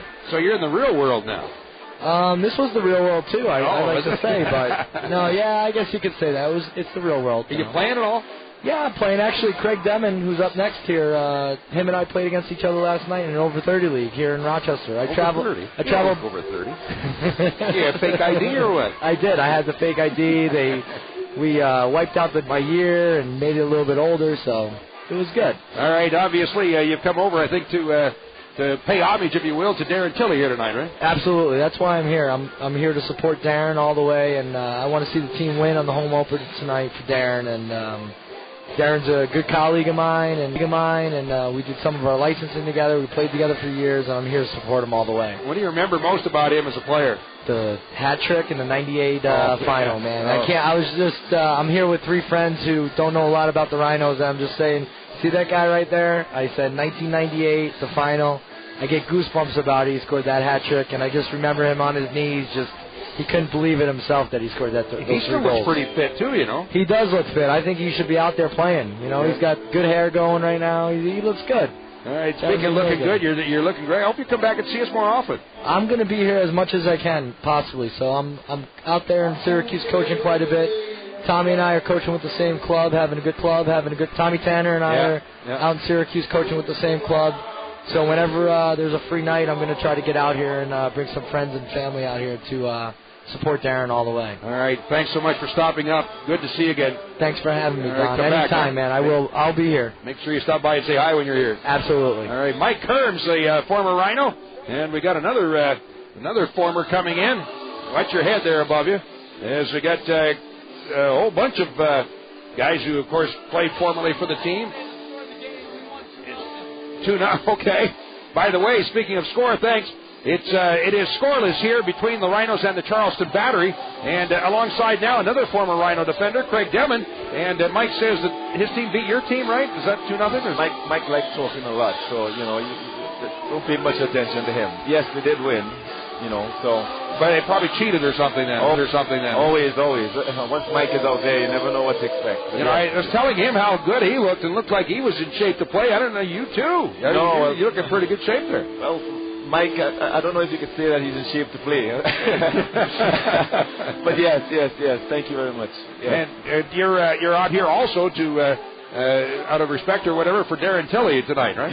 Yes, by all means. I think I really do wish him the best. I think he have all the tools, everything available to really do a good job. I think he has.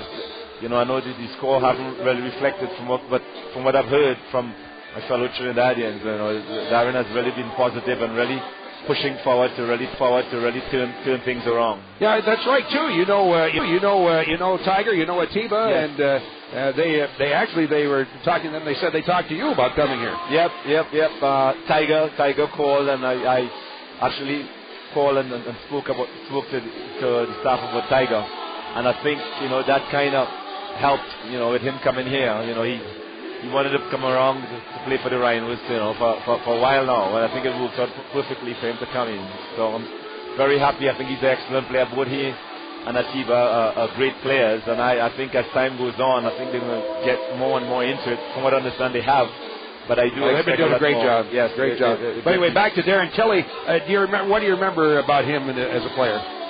Well, he was always a serious type of player. He was an older player with a lot of experience, And he always showed his experience on the field by just the things he said, the things he did, just his approach to training, his approach to working, and that kind of professional attitude. He was almost sort of a role model for a lot of players, for a lot of younger players and the older players alike. So, I know that professionalism is something that he always brought to the game. All right, Craig, good to see you. Come back more often, say hi, will you? Thank you very much. All right, take care of yourself. Thanks a lot. Pleasure. Former Rhino Craig Demon. I also see Billy Andracki is over there, and Greg Howes, also a former Rhino, is down the row over there, but we're running out of time here, so we will get back at it. Thanks a lot, Craig. Watch your head there. All right, we're at the half. It is scoreless between the Rhinos and the Battery here at Paytech Park on opening night, and this is the Rhinos Podcast Network. The Rhinos on Country 107.3. Back at Paytech Park, opening night and scoreless between the Rhinos and the Battery. I'm Don Stevens alongside Joe Giuliano as the Rhinos in their home opener here tonight. And, boy, Joe, it's so good to see some of these guys come back, It seems like yesterday we were about a block away at Frontier Field, and, before the game they had some video highlights of the Rhinos and Tampa Bay Mutiny. Coach Eric Lee, Demon, everyone involved, and it's just great to see all this coming back together. Tilly coming back to coach. It's just like homecoming here tonight. Well, you just wish that they were coming around more often. But, of course, some of them live out of town. They got their own business, their own things right now that they're doing. But it's so good to see them, and we wish them all well and hope they come back and see us more often. And one guy total first class, Craig Demon. True gentleman, true professional, and wonderful to see Craig in the house tonight. Yes, it is. All right, so coming up now, the second half as the teams are making their way back onto the field for the start of the second half again. Scoreless after a half of play here at Paytech. It is the Rhinos nothing, the Battery nothing, and this is the Rhinos Broadcast Network. About to get underway in the second half here at Paytech Park tonight, and what has turned out to be a very pleasant evening. I tell you one thing, Bo Bice, I'm impressed. I'm a fan. I like the way he sounded. Great stuff at the half. He'll be back for more. Oh, he did have a concert. You were too busy. I was too excited about all of the guys that were up here. Bo Bice was great. Players were here. He was great. All right, now as Joe does his, we hopefully he does his job. Did you check out there? Who's coming out or what? A little change here. Tim Belton has come on. Looks like Marco Reda, so defender for defender, to start the second half for the Battery, and the Rhinos, same 11. The only change they made was John Ball did come on for Nate Kraft in the first half. And I'm looking down the bench. I don't see Kraft there, so he must have gone to the locker room as he probably was cramping up or something, I would assume. He was walking under his own power, but very gingerly. To be cramping up and to have the goalkeeper signal for a sub immediately doesn't add up. So I'm wondering if he has something a little more serious. We'll try and find out. Well, unfortunately, we didn't get a chance to talk to Billy Andracki or Greg Howes, who's... I don't know if he just came to Rochester for this game for Tilly or what? Visiting. Good to see him. Looks good shape. Not hooked up with anybody at the current time.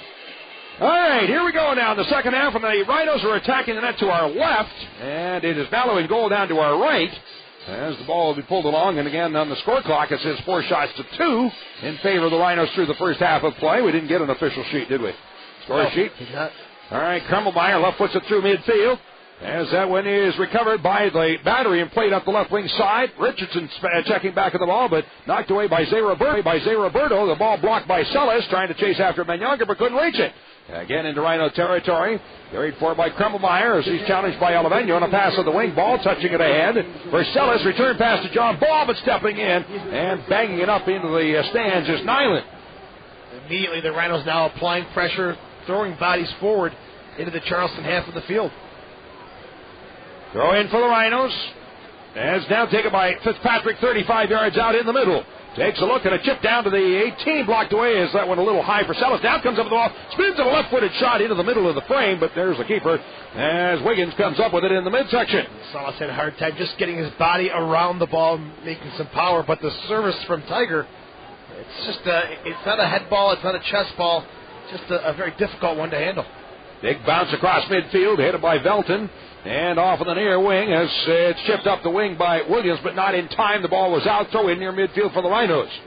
Quick throw in by Tiger.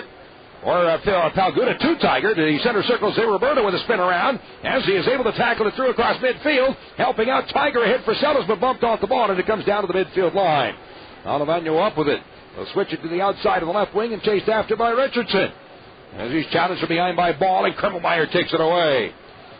Nice double team there. Krummelmeyer being grabbed onto, but is able to play it downfield. The open right wing side. After it goes Delicott. And waiting for someone to catch up. Looking for the cross, but blocked away.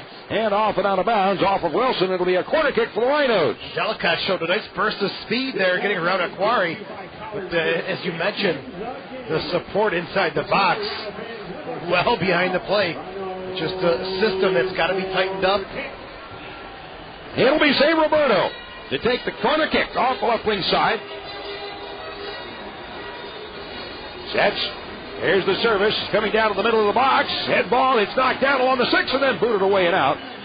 Krummelmeyer chasing him back at midfield. Turns to his right. A long chip again down inside. Delicott after it.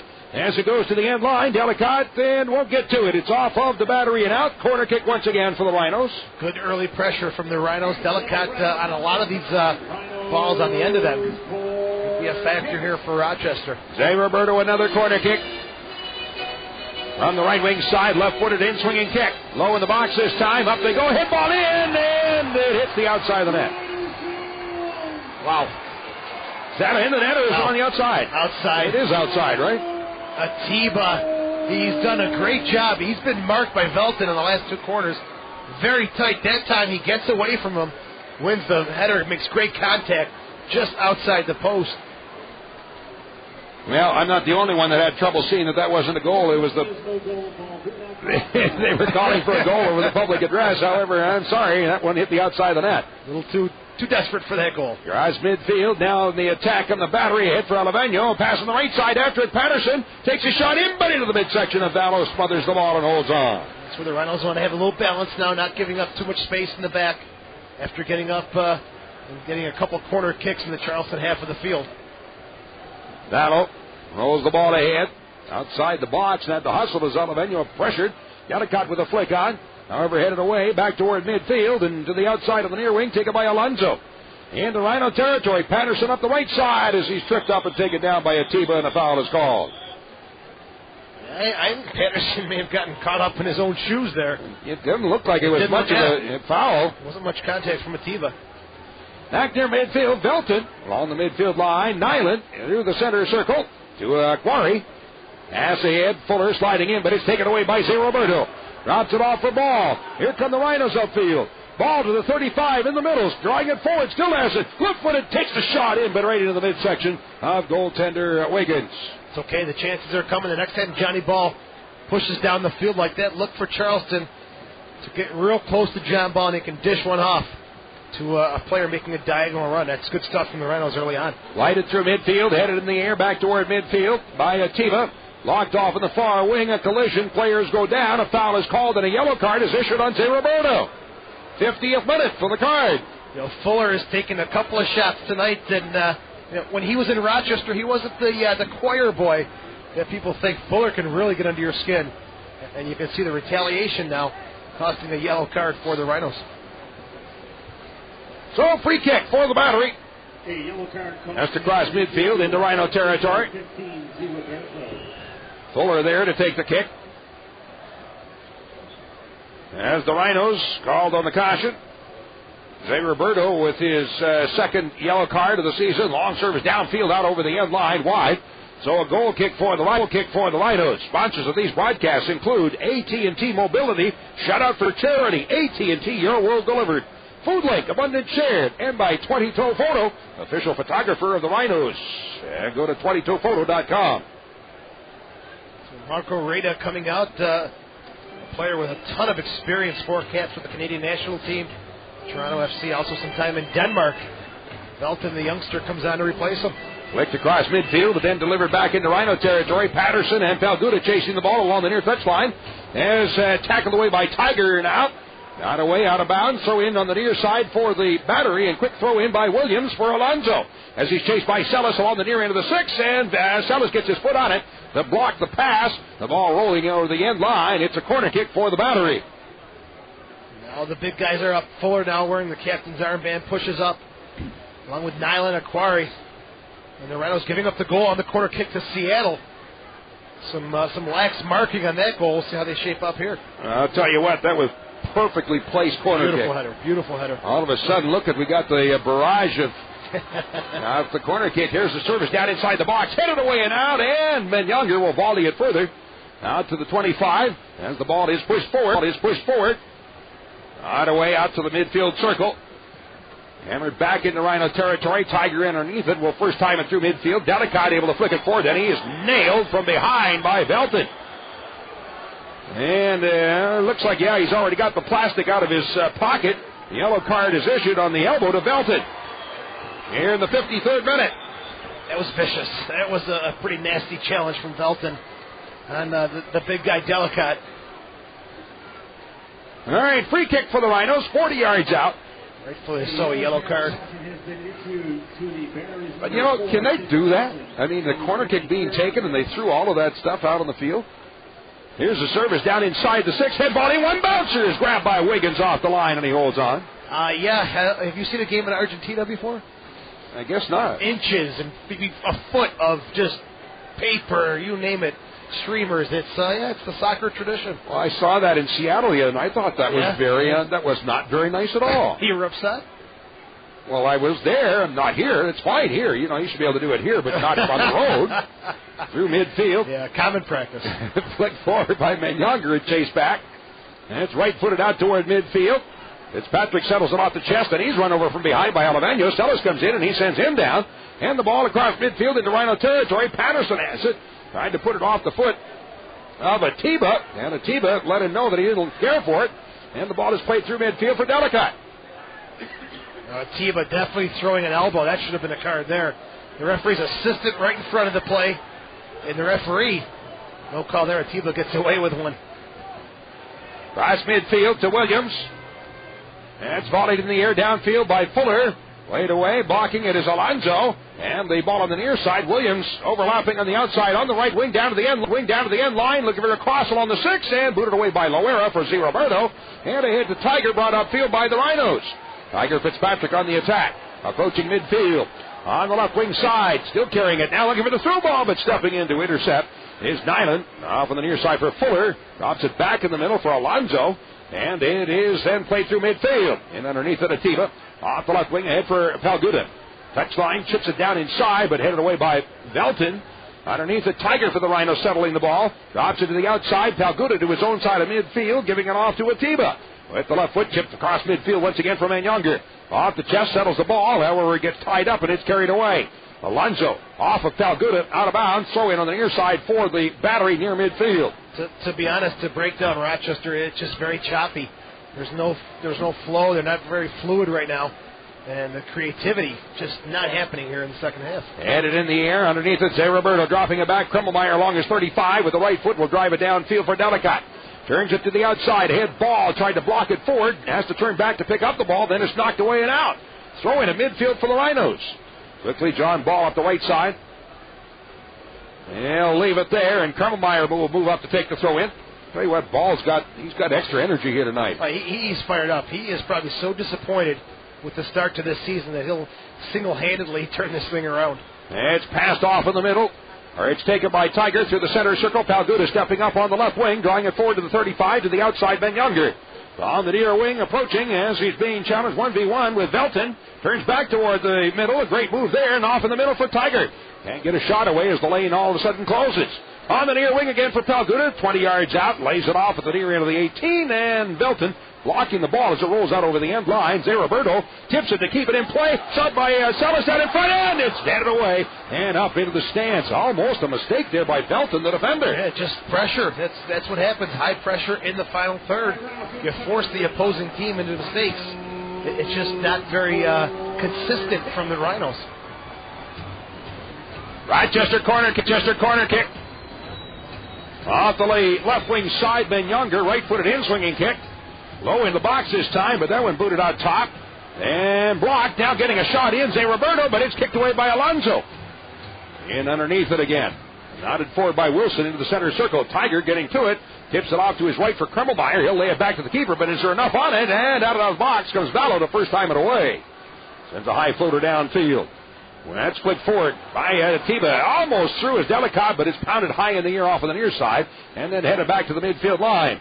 Settled by Patterson across midfield for Williams. Stopping in to intercept neatly. He is Palguda. Across midfield, Ben Younger tips it off in the middle, catching up to the ball himself. Turns to the right, goes to the outside. Ball underneath it, however, it's blocked away and carried off by Richardson. Battery with the ball. You know, it's the technique, I think, so far that's really hurting the Rhinos. That's not the tactics.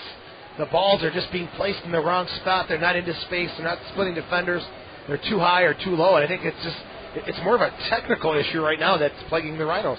Now you're talking about the Battery looking like they had played together a lot longer. They had been together for almost 2 months before the Rhinos. In fact, they played that tournament against 2 MLS teams. 3. Was San Jose, Toronto, and New York. I thought it was Puerto Rico and Charleston against 2 MLS. San Jose won the cup, and they beat New York, and I believe they tied Toronto. Off of the near corner. Turn back and stepping in. Atiba, as he's taken down by Williams. A foul is called on Williams. So a free kick for the Rhinos. 58th minute at Paytech Park, and it is still scoreless. Yeah, getting back to the Carolina Challenge Cup, playing MLS competition in March just sharpened your skills so much faster than what the Rhinos have been able to do here, putting together a team, getting a coach so late in the year. And well, when they started training camp, Rochester still didn't know if they were going to be a team or not. Period. So, how do you compete? It takes time. Yeah. And the technique is a piece that's going to come with time. Yeah, as I was telling Darren the other day, it's still who's there in the end that counts. Bottom line, a lot of time left. You don't want to get into 10, 12 games still trying to find that pace. Then you might have some issues. But Good with a throw in. Zay Roberto along the near side, drops it back, and Atiba will one-time it through. As the ball played aside, popped up in the air by Williams, then flicked across midfield for Aravano. He'll head it, now drop it upfield, and after the ball goes Patterson moving in, he'll chip Ballo and scores! Patterson from 20 yards out, chipped it over. Ballo, who has come out to challenge, and he puts it up under the crossbar. It's 1-0 Charleston. That's just a defensive breakdown. Everyone is pushing up. Kremmelmeyer, the former Battery player, is the one who's kind of holding the line for the Rhinos defense. Patterson reads that well. Was he offsides? May have been even. Gets the benefit of the doubt. And that little defensive breakdown by the Rhinos. And you leave Patterson with the ability to finish like that one-on-one. No mistake there. His 5th goal of the year. Well, Alavano gets the assist, and Patterson now with his league-leading 5th goal of the season. Well, that's a tough one. As the Rhinos now will have to play come from behind. Just a defensive breakdown. Their shape was not where it should have been. Palguda was up, and then Atiba was to the left side. So definitely some shape, and Charleston finds the gap and makes the Rhinos pay. Fitzpatrick brings it forward as he escapes Alavano to the outside on the left, but that one getting a leg on it was Alonso, and the ball carried away by the Battery to the near side near midfield for Patterson. Cross midfield, sneaks through to Alavano. As he turns back, watched by Loera, pass intercepted by Tiger, and his pass in turn out to midfield. Sellis underneath it along the near wing. That's kicked away and out of bounds off of the Battery and out. Throw in for the Rhinos. Sellis will leave it there, and Palguda will take the throw in. We're now in the 60th minute, and it's 1-0 in favor of Charleston, having scored in the 59th. Off to Zay Roberto. As he's turned back to the outside on a nice pass, give and go along the near touchline. Palguda to Zay Roberto, cross down along the 18, moving in up in the air to bring it down is Wiggins, who still has not given up a goal this season. Charleston's played a very nice road game. Patterson, the striker up top. Alavano at times a little withdrawn. They haven't taken many chances, but when the chances come, they go for it. And with Patterson's speed, they find a way to make it happen. Palguda center circle for Tiger. That's blocked away off of him and off on the near wing. Chasing it down is Patterson.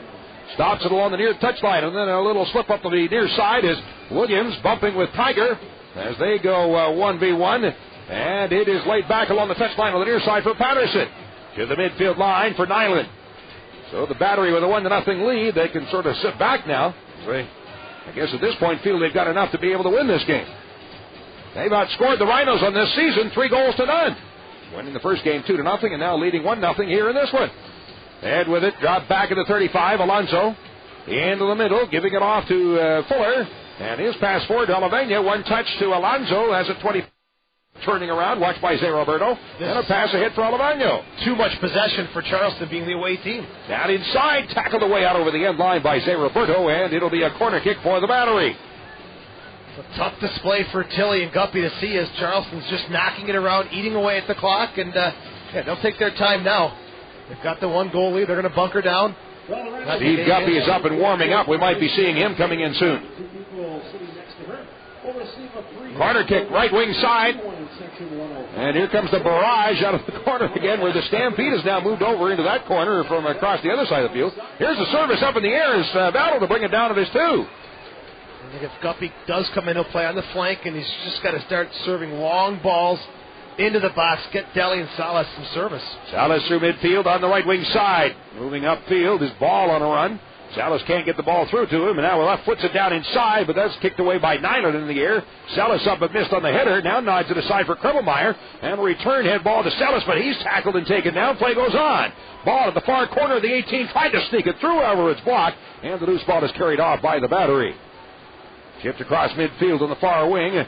Patterson blocks it to the outside. Here come the battery. Wilson has it on the left wing. As a ball closing him down. Wilson still spinning back with the ball on the far touchline. It rolls out. It'll be, it's a throw in for the battery at midfield. Confidence is just exploding now for the battery. They're in a rhythm, touching the ball around, finding gaps, and they look like a very impressive side. We'll be seeing a substitution as Guppy will be coming in. Steve Guppy coming in for the Rhinos, the player assistant coach with a lot of years of major league experience. Headed down inside the box, nodded away and out. Off of the far wing, getting to it. Kremmelmeyer up the right wing side. And ball comes away. He sends a long delivery downfield. After goes Delicott. Being chased, Nyland jams it in the air, and it bounces down at the end line and stopped there by the keeper.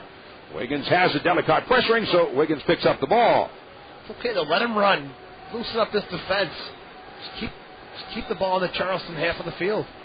Well, the best defense is to keep the ball in the other end of the field. It's really tough for the other team to score in your end, to score on you when it's in their own end. Headed across midfield, flick forward. 35, Nyland with the left foot. Sends it high in the air through midfield. Alavano misses on a header, and the ball finally settled by the Rhinos. Zé Roberto drops it off for Palguda. Turns back along the 25 and in the middle for Loera. With the right foot, jams it up the far wing. Checking back across midfield is Ball as he's challenged there by Wilson, turning it behind. Wilson knocked it loose momentarily. Still they battle along the far touchline, and it is finally settled by the battery. Across midfield, blocked off for Alavano. He'll then spin it out on the near wing, and then underneath it goes Williams. Drawing it forward. Moving up to overlap is Belton. On the right wing side, it's dropped back toward the middle. Alonso tips it in the middle for Fuller. He'll switch it to the outside on the left wing, and chased after Richardson gets to it just in time. Off in the middle for Alavano. Works it off in the middle, takes a shot in, but scooped up at the end line by Vallo. So the battery again at the moment having the majority of play here. Absolutely, playing keep away. Rochester not coming out to attack and pressure the ball. Almost making it simple for Charleston. Ahead now for Zé Roberto. Approaching midfield, through ball to Ben Younger.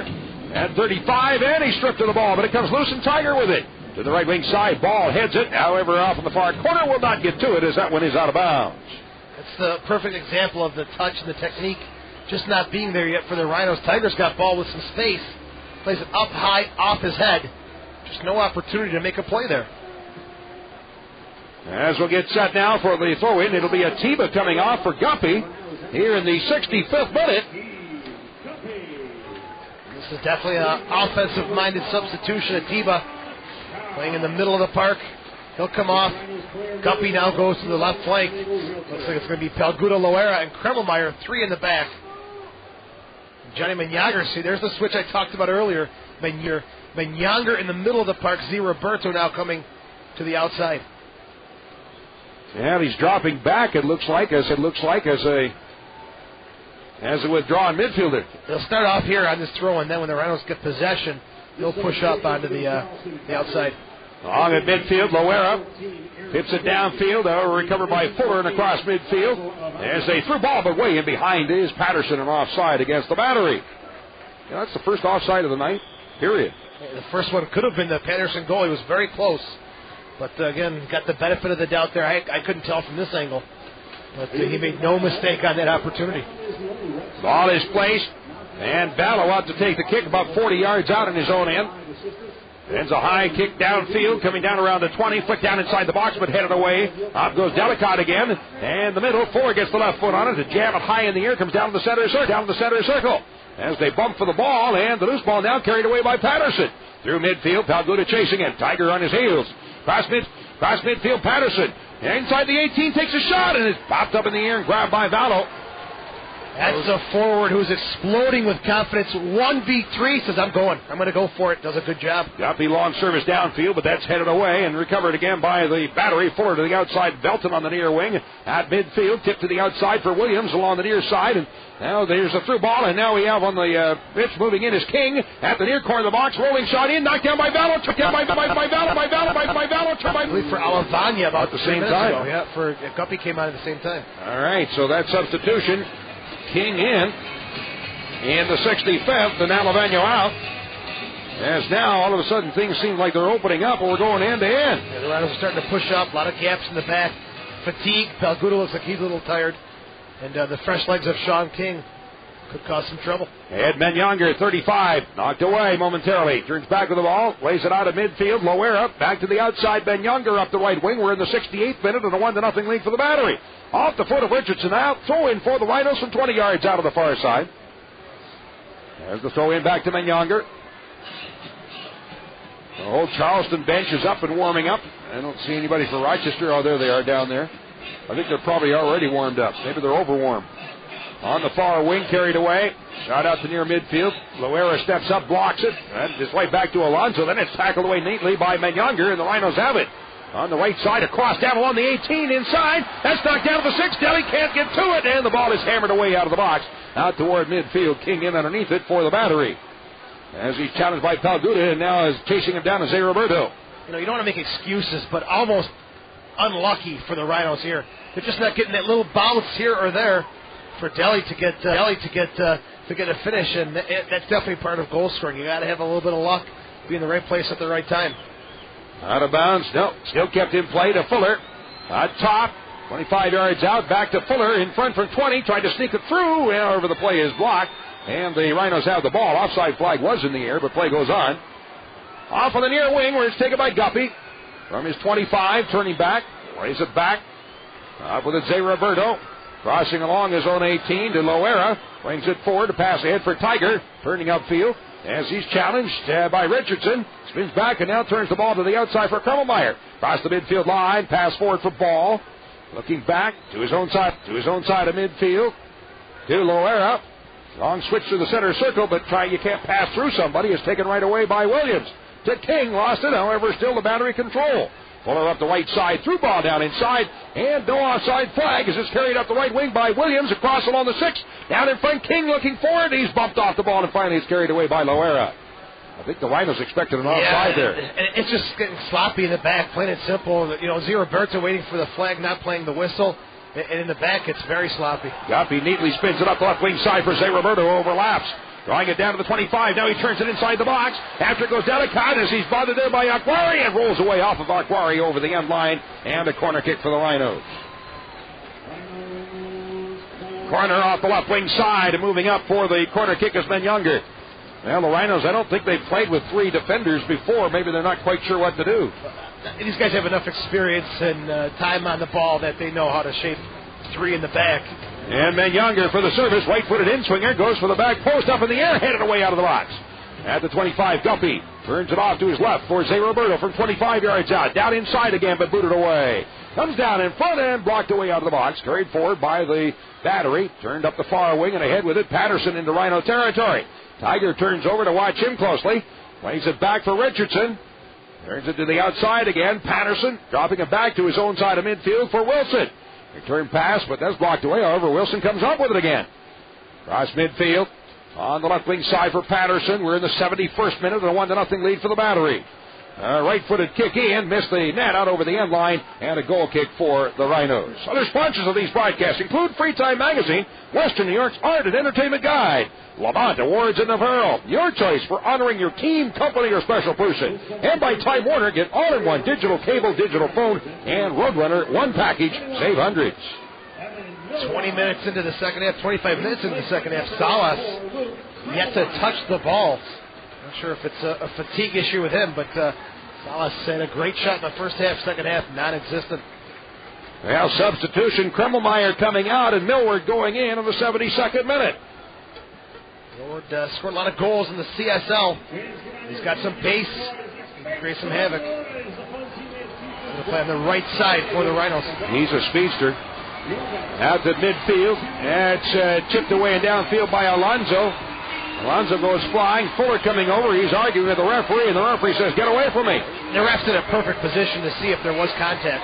On service downfield. And behind, Akwari heads it up into the stands. It'll be a throw-in for the Rhinos, 18 yards out on the far side. Quick throw into Sellis. Turning back for the ball as he's blocked away by Richardson, who left puts it away and downfield. So the Rhinos after it. The gas tank for Mauricio Salas. I think it's on fumes right now. He is exhausted. On the midfield line, Tiger to his own side of midfield. Loera into the center circle for Manyanger. As he'll begin to work it off on the left wing side to the outside for Guppy. Steps up. Guppy from 35 yards out. Goes to the left wing side. Zé Roberto chasing into the corner as he's bumped, and the ball rolling to the end line is pulled away by the battery. Nyland will then send it out across midfield, and it skips out of bounds. Throw into the midfield line for the Rhinos. Now good as throw in. Off to Loera. Through the center circle on the right wing, where it's taken by Ball. Moves up. Ball on the right side. Ahead on the outside to Millward. Looking back, plays it back at the midfield line for John Ball. Into the center circle for Loera. We're in the 73rd minute and a 1-0 lead for the battery. Now Gooda left foots it all the way off on the right side. Millward underneath it, blocks it forward. However, offside. Who was offside? Handball off the chest and off his hand. All right. It's just been the kind of night, again, the technique is just not there to put the finishing touches on things. 73rd minute. As the keeper Wiggins over to take the kick, the Rhinos next game will be on the road next Saturday, as they'll travel down the road to Charleston to take, Carolina to take on the Railhawks. That's on Saturday, a week from today, the 24th. Head ball into Rhino territory, rolling to the end line. Loera and the ball over the end line. It'll be a goal kick for the Rhinos. Again, sponsors of these broadcasts include Nothnagel, Rochester's full-service realtor. Marita Dodge, grab life by the horns. That's Dodge. And by the Pita Pit, where it's about fresh thinking and healthy eating. Mallow off on the near side. Zé Roberto to the outside along the near wing for Guppy. We're in the 74th minute, so time now becoming a factor. Long service downfield, in underneath it. Belton will pop it up in the air into the stands. And a throw in on the near side for the Rhinos. Into Sellis from 25 yards out. Works it off in the middle for Fitzpatrick. Stops the ball, turns it back to the left foot and places it to the outside for Guppy. On the near wing, spinning around. It got away from him and rolls out. Very uncharacteristic of Guppy, a player with so much EPL experience. A bit surprised to see that. Again, the technique is just all over the board for this team. I don't know how to explain it. It's preseason touches. Well, the Rhinos on the road next Saturday. The following game will be a home game on June the 1st against Portland. Zé Roberto up the left wing side for Sellis. Turns back and leaves it back now at the 40. And off in the middle for Tiger to Manyanger. And the pass to the outside in the far wing. Stepping up is Loera at the midfield line. 75th minute. Rhinos need a goal here as Millward brings it forward, being watched closely by Wilson. They tie up and grab on, and the ball blocked laying on the touchline. Nobody can get to it. Finally, Wilson spins it away, and a foul now is called on Millward, so it'll be a free kick for the battery. The Rhinos definitely need a goal to get these 7,100 fans, 7,132 in attendance tonight. Get them up on their feet and cheering this team on. All right, kick through midfield. Out of the Rochester 35, flick to the outside. Guppy chasing back for the ball, getting to it. He'll lay it off at the end line for Palguda. And it is off the foot of the attacker and out, so a throw in on the near side for the Rhinos. Guppy from his own 20 for the throw in. Out to Delicott, but he's bumped off the ball. It's headed away and out by Belton, so a throw in once again for the Rhinos, this time from about 35 yards out, to be taken by Zé Roberto. Short to Guppy, back to Zé Roberto. Guppy once again as they play catch, and Zé Roberto chips it through midfield. Flicked forward by Delicott, and underneath it, Fuller hammers the ball high in the air, and it comes down across midfield.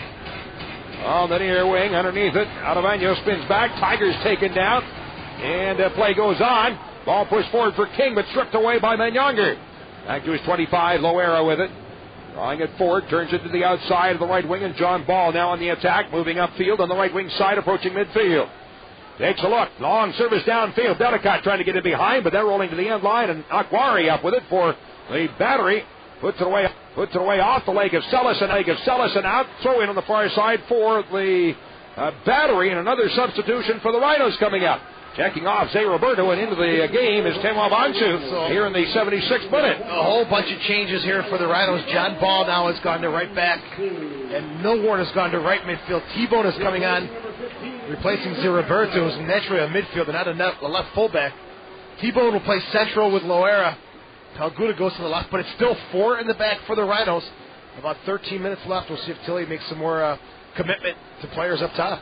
Yeah, the only 2 players that are available for substitution now, Severs and Reyes. Chad Severs, J.P. Reyes. Near midfield, Guppy chips it to the outside for Palguda. One touch off to Delicott. Turns upfield, goes to the outside again for Palguda. As he is challenged, draws it back toward the middle on the 35. To the outside for Guppy. And he's 1v1 with Williams. Drops it back out top to Menyonger, who will switch it through the center circle. Up on the far side, checking back, but stepping in. Richardson takes it away for the Battery. Now it's almost a 3-on-2. Loera got a foot on it, but that's up in the air and on the near wing and across the 18. King with a shot, but he missed as he shanked it off the outside of his boot. Wide right over the end line. A goal kick for the Rhinos. What a horrible ball from Johnny Menyonger. Terrible choice. A blind pass. You can't see the opposite side of the field, and it just waited beautifully for the Charleston player to come and scoop it up. Almost 2-0 there. Menyonger's got to have a better choice. If there's no option across the middle, go deep with it. And up the right side, Millward. Cross midfield, trying to draw it through in the middle. Sneaks a pass ahead, however, intercepted by Wilson. And the Battery have it again. Across the midfield line, turned to the outside of the near wing. And on the attack is Williams. Tackled away by Tiger, but deflected off of the near wing and headed away. King bumping with Bansu. The ball rolls out. Throw in on the near side for the Rhinos from their own 35. Well, the linesman said the other way, but the ref changed the call. So it is a throw in for the Rhinos.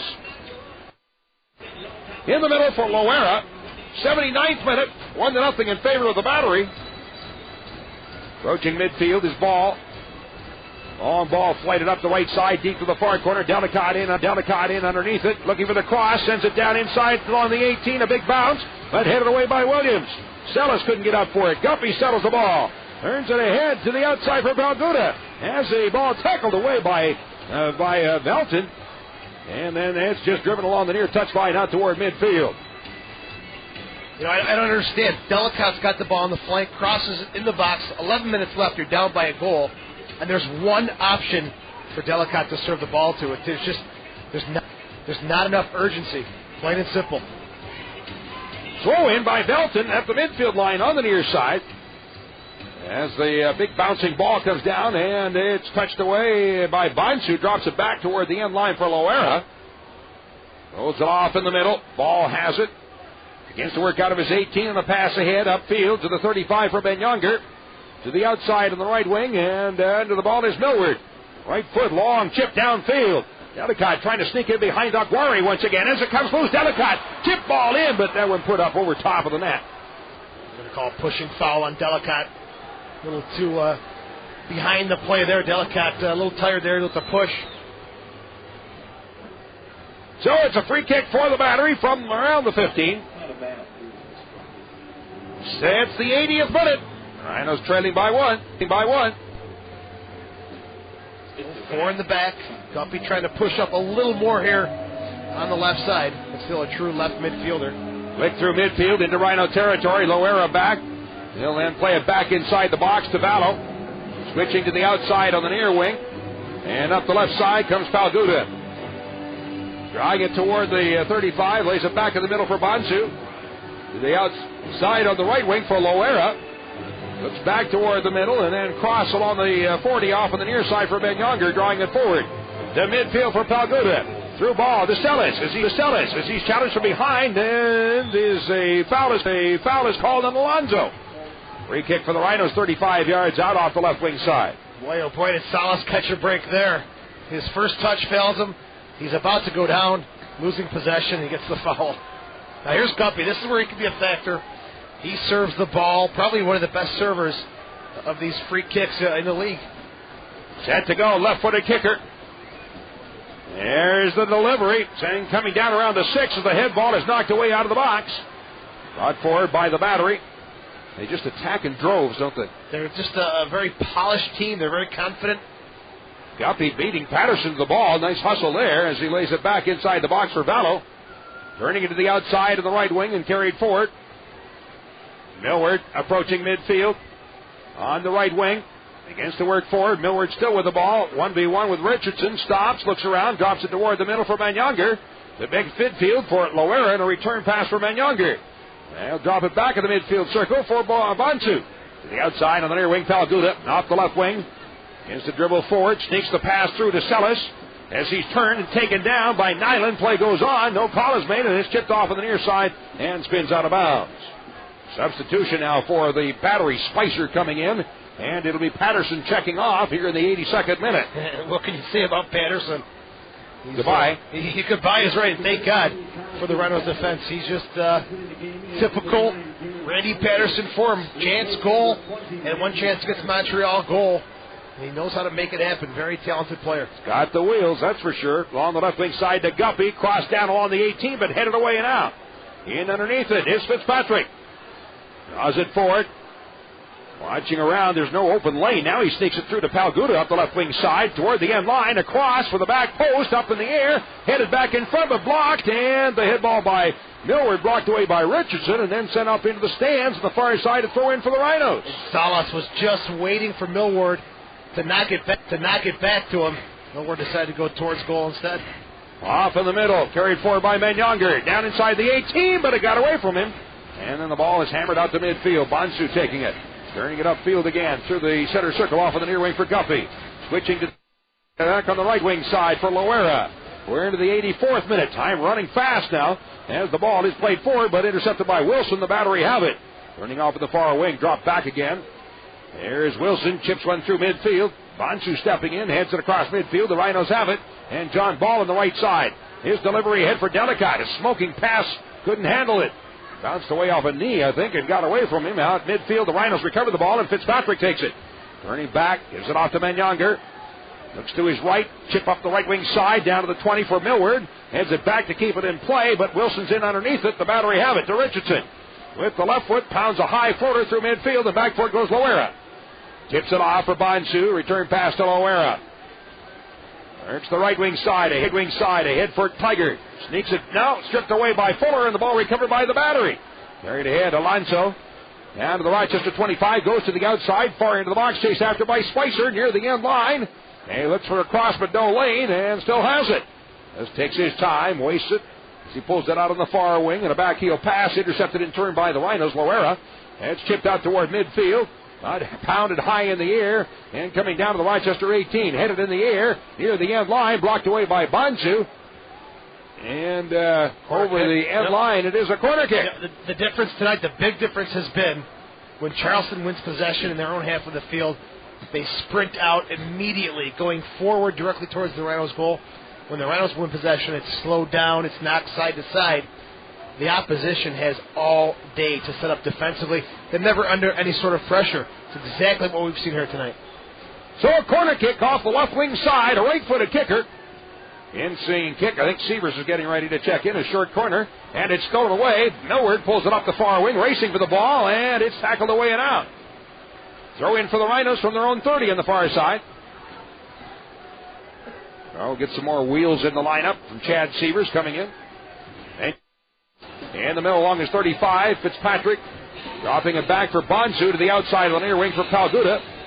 Off the left wing, carries it forward and ahead to the center circle, but recovered by the battery. Alonso off the near wing to Williams. Into Rhino territory, sneaks the ball through. King after it, moving in, but he's blocked by Loera. No lane to shoot. Turns it back on the outside of the near wing. Williams and a give and go. Return pass to Williams to King. However, taken away by Tiger, and the Rhinos have it. Tiger up the left wing side, approaching midfield. Into the middle for Self. Speed drops it for Tiger. Continues on as he re-enters Charleston territory. Switching through the center circle off on the right side for Ball. Off the wing, Millward drawing it forward. Down to the 25 to the 20. Pushing toward the end line. Looks for a right-footed cross down along the 6. Knocked down by, and batted away by Akwari and off on the far wing. As Delicott tried to get spun around for the shot, but couldn't get facing the net. That one rolling out, and it's a throw in for the Rhinos. Deli's working hard. It's just the service. It's not nice for a forward. It's too hard, too choppy. You want the table set beautiful. It's just a mess right now for Deli and Salas up top. So Sievers is in, and Tiger is out in the 87th minute. So throw in back near midfield, taken by Sievers, booted away into the center circle, and it is tackled aside, fortunately for Loera. Otherwise, Spicer was gone to the races. Sievers' first touch of the game, and almost cost the Rhinos. He's playing in the middle. I thought he'd be right up top with Deli and Diallo. Off on the near wing. Well, it's going to be times, I think, where everybody's sort of pushing up. Gunther, up the left side, Palguda sneaks it off into the middle. Or it's taken by Sievers, turns, looks around, switching to the outside. Millward off of the far end of the 18. Has it 10 yards out. Now a boot for the net, and it's punched away by the keeper, Wiggins, off in the far corner. Boy, that almost picked the upper corner. Hey, if you can find one that way, it's great. Finally put it towards goal, just see what happens. Get something on the plane. Comes loose in front. Ben Younger turns to his left, trying to get loose. That poked away, and Alonso rolls it out near midfield. Stepping in Loera. Off the near side for Guppy once again. Neat little move to get away from Williams, spinning around 35 yards out in the middle. Guppy still with it, chips it off for Palguda, drawing it forward, takes the left-footed shot in, but it bends out wide left over the end line. A goal kick for the Battery. The sponsors of these broadcasts tonight include the Ferris Group. The best seat in the house is in your Ferris apartment. See them all at ferris.com. By messenger post, now more than ever. Guppy did a great job on that last play to spin the defender around, face goal, and have some space. Decided to be unselfish, give it up to Palguda. The Englishman there, maybe a shot on goal would have been a nice opportunity. So goal kick through midfield. Here come the Battery. We're now in the 89th minute. Time running out. Tackle on the near side. Spicer approaching the end line as he's watched by Loera and taken down. And the ball rolls out. It'll be a throw in deep in the corner for the Rhinos. Well, the Rhinos had last-minute heroics last game. Can they do it again here tonight? Pass forward to Sievers. Off in the middle, 25 yards out to the right wing side. Up with the ball, carried forward by Ball. Approaching midfield to the outside Millward. And on the attack on the Rhinos. Long service downfield, but stepping in to head it away is Aquari. On the far wing, Wilson with a pass ahead for Alonso. He'll turn it out to midfield and now into Rhino territory. Spun to the outside, and an offside flag is in the air. It'll be a free kick for the Rhinos. Coach Anhauser not happy with the call, but I think King a little too soon making the run behind the Rhinos defense. And Younger to the outside of the left wing for Guppy. Neat little move as he got away, and he left Melton standing there. Ends it down inside, poked in the air for the right post by Sievers. He almost tipped it in the right wing corner. Just wide of the net. It's the build-up, though. Guppy, beautifully weighted ball onto the forward who's running into the space. Those are the touches we haven't seen from the Rhinos. It's been hard-driven balls. The forwards have had to turn. That time, Sievers just runs onto it. A nice little chip. I think Belton is still trying to figure out where Guppy went. That's a beautiful move. And he's turning around and says to somebody, have you seen that number 7? I haven't seen him for a while. Short hop. And a half-volley kick downfield by Ball, but headed in the air, coming down to the center circle. And Younger up, couldn't quite reach it. And it's headed away by Spicer, but taken by Sievers, tips it off to Sellis. To the outside on the near wing for Guppy. We're in the 90th minute. Time running out. Guppy crossing down inside, but that one headed away. Over the far wing and booted up into the stands by Richardson. Throw in on the far side for the Rhinos. You can't fault Guppy for lack of service. He's put a couple nice balls in the box. 3 minutes of additional time. The Rhinos need one in the next 3 minutes. 3 minutes of stoppage time. Loera on the right side for Bonsu.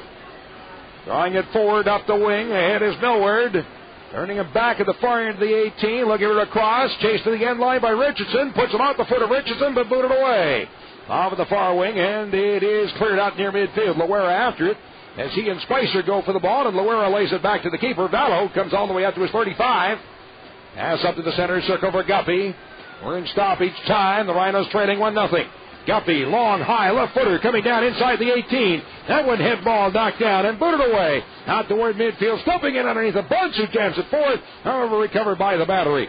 Spicer to the outside of the left wing, and on the attack is King. Bonsu getting back to watch him. King going wide on the left. On the far touchline, wasting as much time as possible. Just stands there and waits. Draws the ball down to the corner. Still kept in along the touchline. Now it's out, and a throw in for the Rhinos deep in the corner. You know, if the Rhinos are going to play the long ball into the box, you have the one player who commits to go for the ball. They're going to have players feeding off of him, looking for that deflection or that bounce. Guppy draws it forward. Right puts it out, or left puts it out onto the right wing side for Millward. Cross midfield. Here come the Rhinos. They won't have many more attacks as time runs out. Ball played into the middle, but headed away by Williams and recovered by the Battery. Fuller working forward, approaching midfield. Puts it to the outside of the near wing for Williams at the midfield line as Guppy watches him. Williams pass ahead, blocked by Palguda. The Rhinos have it. Back at the left side, but Guppy had turned around. He got the return pass, however, rolls away. Wow. Guppy's telling Palguda, put it downfield. Wow. Unbelievable. About a minute to go. Throw in for the Battery along the near side. Headed up into the stands. Throw in for the Rhinos now. Palguda off in the middle for Menyonger. I guess that's what, you're a player coach. You try to play and coach at the same time, and something has to suffer. Back in midfield, Fuller in underneath it. Pass in the middle, but a short hop on the ball. Bonsu jams it high in the air downfield. Headed away back to midfield, and off on the near side, Palguda in underneath it. Off the left wing side, approaching midfield. He'll chip it down to the middle. Head ball up in the air. Delicate tipping it forward. Seaver spinning around. Can't get to it. And the ball pulled away by Wilson with the left foot. Will drive it out across midfield on the far side. Back for the ball goes Bonsu. Getting to it. Keeps it in. The referee checks his watch. Might get one more run at it. Ahead Loera. Long down in the middle for Sellis. Blocks it off the chest in the middle for Seavers. Trying to tip it forward, but stepping up to intercept. Carried away by Wilson. Out near midfield, the whistle stops play. This one is history, and the Rhinos come up with another no-no. Unable to score here tonight, and that is the end of it. So, unfortunately, the fans in this one will head home without seeing a Rhino goal. And, well, some of us have seen more than one game without a Rhino goal. Yeah, it was a tough one tonight for the Rhinos, and, you know, I don't want to say they took a step backwards, but I didn't see much progress tonight from the home team. All right, the final score tonight at Paytech Park. The Charleston Battery 1 and the Rochester Rhinos nothing. And this is the Rhinos Broadcast Network.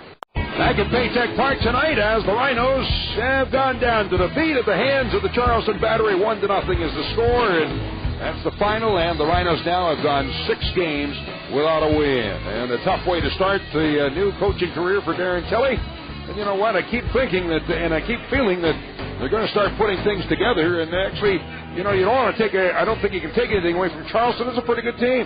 Charleston's a team, like I said at the start of the broadcast, who's coming in here with a lot of confidence. They just read each other so well. They attack well. They defend well. Very complete team. If they can keep playing like this, you know, come end of the year, could be a very difficult team to face. Now the Battery now in first place in the league. And helped greatly by the Rhinos with 2 wins over Rochester. 14 points for the Charleston Battery. They played 7 games, a 4-1-2 record, and the Rhinos now on the season in 6 games have an 0-4-2 record. And a quick check of the stats. The only goal in the game, 59th minute, it was Patterson, who showed why is the league leader here tonight, coming up with his league-leading 5th goal of the season. Patterson with the goal, and Alavenia assisting. That's the only goal in the game. Unofficial stats. I had 10 shots for the who would this be? The Rhinos. This would be the Rhinos. Yeah, the Rhinos. 10 shots for the Rhinos, and 10 shots also for the Battery. On the score clock, it says 11 shots for Rochester and 9 for the Charleston Battery. Corner kicks. Let's see. Score clock says 8-6. Rhinos had 8, and the Battery was 6. Do we have 0-0? And no, I had 8-6. Whoa! Wow. Offsides, 2 against the Battery and none against the Rhinos. And then in fouls, Rochester had 12 and Charleston had 9. Saves, Vallow had 4. At the other end, the goaltender Wiggins also had 4. So even up in that category. And so there's your unofficial stats on the night. All right, let's run through these awards here tonight. First of all, the Save of the Game brought to you by Lamont Awards and Apparel, your choice for honoring your team, company, or special person. Up the left side, Palguda sneaks it off into the middle. Or it's taken by Seavers, turns, looks around, switching to the outside. Millward off at the far end of the 18. Has it 10 yards out. Now a boot for the net, and it's punched away by the keeper Wiggins off of the far corner. Boy, that almost picked the upper corner. So Wiggins coming up, by the way, with his second shutout in 2 games this season, as he got a hold of that one and played excellent in goal. That's the save of the game. Pellegrino's sub of the game. Tonight's sub of the game selection brought to you by Pellegrino's. Always fresh, always fast, always delicious. Joey? And I got to go with John Ball. I thought he created a lot of opportunities. I wouldn't say John Ball created a lot of opportunities. He worked hard. He hustled. There's no doubt about that. Guppy, I thought, came in and served some nice balls. He did, yeah. I guess Guppy will be the man for tonight. Had some good service. All right. Tonight's sub of the game selection brought to you by Pellegrino's. And time now for the Excellus play of the game, which is brought to you by Excellus Blue Cross Blue Shield, helping you achieve your goals. As the ball played aside, popped up in the air by Williams, then flicked across midfield for Ottavagno. He'll head it, now drop it upfield, and after the ball goes Patterson moving in, he'll chip Vallow and scores. Patterson from 20 yards out, chipped it over. Vallow has come out to challenge, and he puts it up under the crossbar. It's 1-0 Charleston. Now that is the play of the game. That's the only goal of the game, the deciding play, which is brought to you by Excellus Blue Cross Blue Shield. The Power Trip player of the game tonight. Selection brought to you by Power Trip. Get in the game. Power Trip player of the game, I'm going to go with Randy Patterson from Charleston. He just continues. He's hot right now. He knows where to find the net. And I like his style. I don't think there's much question about that. He plays an excellent game. What can you do? He scores the goal. He created all the opportunities. So Patterson, player of the game. And now the Paytech call of the game brought to you by Paytech, personalizing personal communications. Here's Zealous approaching with the left foot, drives it through, rolling ball in, sneaks wide, is picked up at the end line by Zé Roberto, able to keep it in play. Left foot across, along the 6-foot, headed away, and then hammered in the air by Williams, but it comes down in the middle, just outside the 18. Here's a bike kick in, pumped up over the crossbar by Wiggins.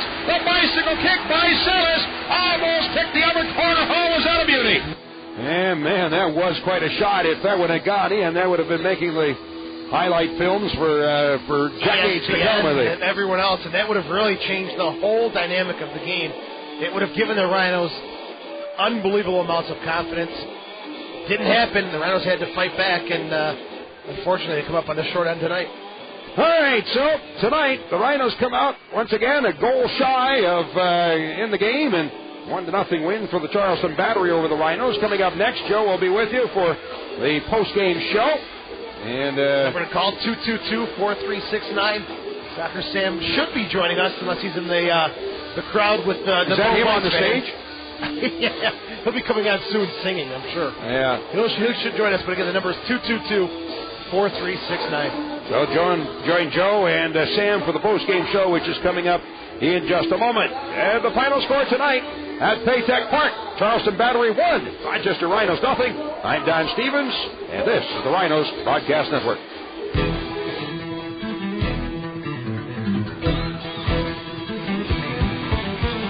Country 107.3 welcomes you to the Rochester Rhinos post-game call-in show, driven by Auction Direct and Connors and Ferris. Call 222-4369. Now, here's Joe Giuliano on Country 107.3. Good evening. Welcome back to the Rhinos radio broadcast, the Connors and Ferris post-game show, also sponsored by Auction Direct. I'm Joe Giuliano. And if you're driving home, you want to give us a call, 222-4369. Bo Bice now performing underneath the scoreboard. A huge crowd in front of the stage checking out the show tonight. Final score from Rochester: Charleston 1, Rochester 0 with the win. The Battery now in first place in the USL First Division. 4 wins, 1 loss, 2 ties. They've got 14 points, 2 points better than the Portland Timbers. They have now scored on the season 10 goals and given up 5. Randy Patterson scoring his league-leading 5th goal of the season for the Charleston Battery. Rochester now, after 6 games played, no wins, 4 losses, 2 ties.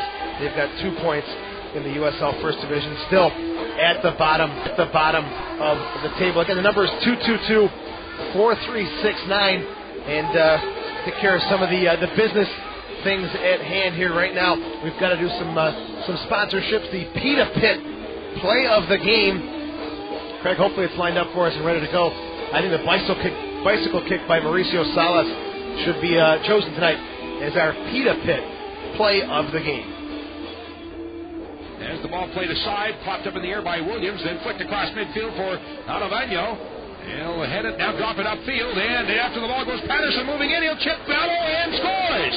Patterson from 20 yards out, chipped it over. Vallow has come out to challenge, and he puts it up under the crossbar. It's 1-0 Charleston. That was Patterson scoring for the Charleston Battery. The only goal of the game tonight, 1-0 Charleston. Again, Patterson, his 5th goal of the season. The Zweigels red-hot player of the game. He is red-hot right now as far as scoring goals are concerned. Randy Patterson, the 5th goal of the year, is our Zweigels red-hot player of the game. And again, the number 222-4369. Give us a call here, and let's go to the phones right now. We've got our first caller of the evening. Good evening, Tyler. You're on the post-game show. What did you think about tonight's game? I thought it was a good game, but I was just wondering, is there offside on Marcus? Are you talking about the one goal that was disallowed? Yeah. Yeah, the call wasn't offside. It was actually the keeper for Charleston was bumped into. He was obstructed by one of the Rhino players, so it wasn't offside. It was actually a obstruction call on the keeper. Oh, really?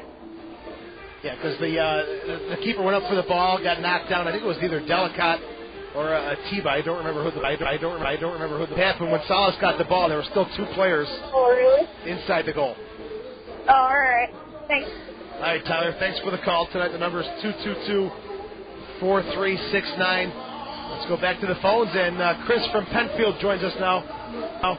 Chris, your thoughts on tonight's game? Dr. Sam, I very much enjoyed the game. The Rhinos had some beautiful plays. At scissors kick. Mauricio, I think? Yeah, Mauricio Salas. Was unbelievable. He took it out. It had to be 6 feet in the air. He took it. Unbelievable kick. Yeah, first-class effort there from Mauricio Salas. But second half, the Rhinos just didn't have that extra firepower. What did you think about their performance in the second half?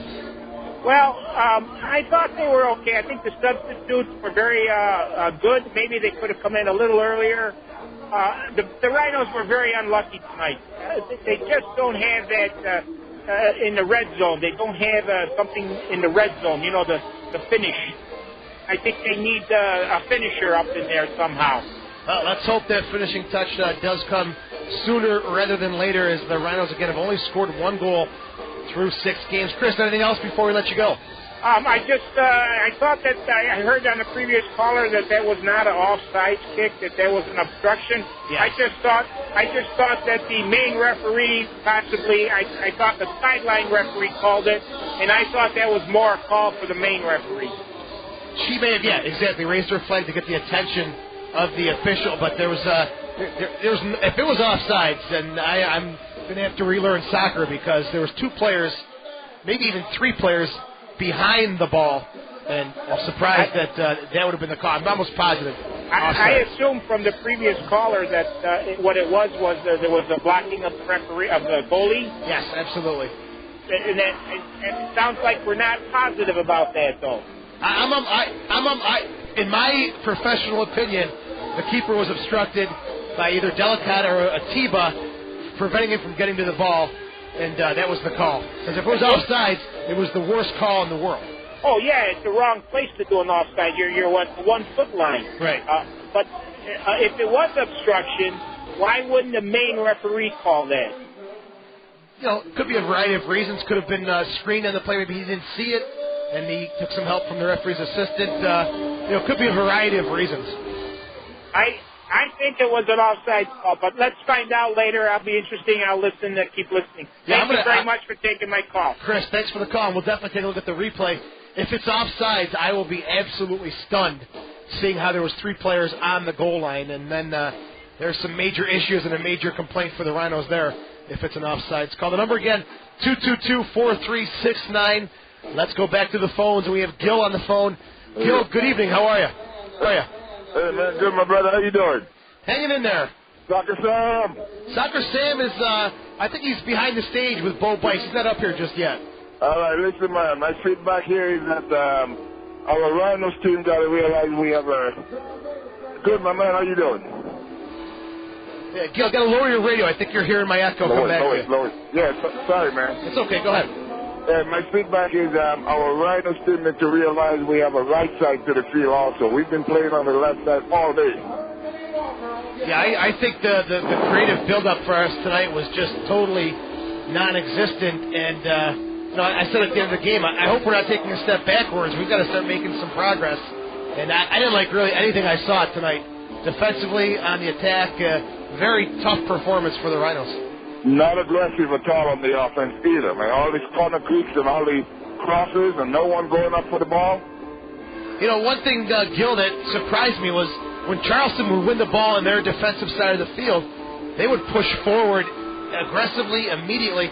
When we won possession, we'd stop and we'd pass it side to side.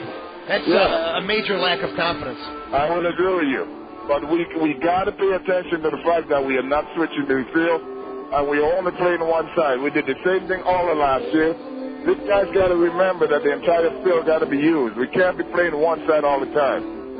I'm hoping that Darryl Keeley is going to correct that because the last coach, I gave up my season tickets because our last coach did the same thing. So I'm hoping Darryl Keeley is going to change that.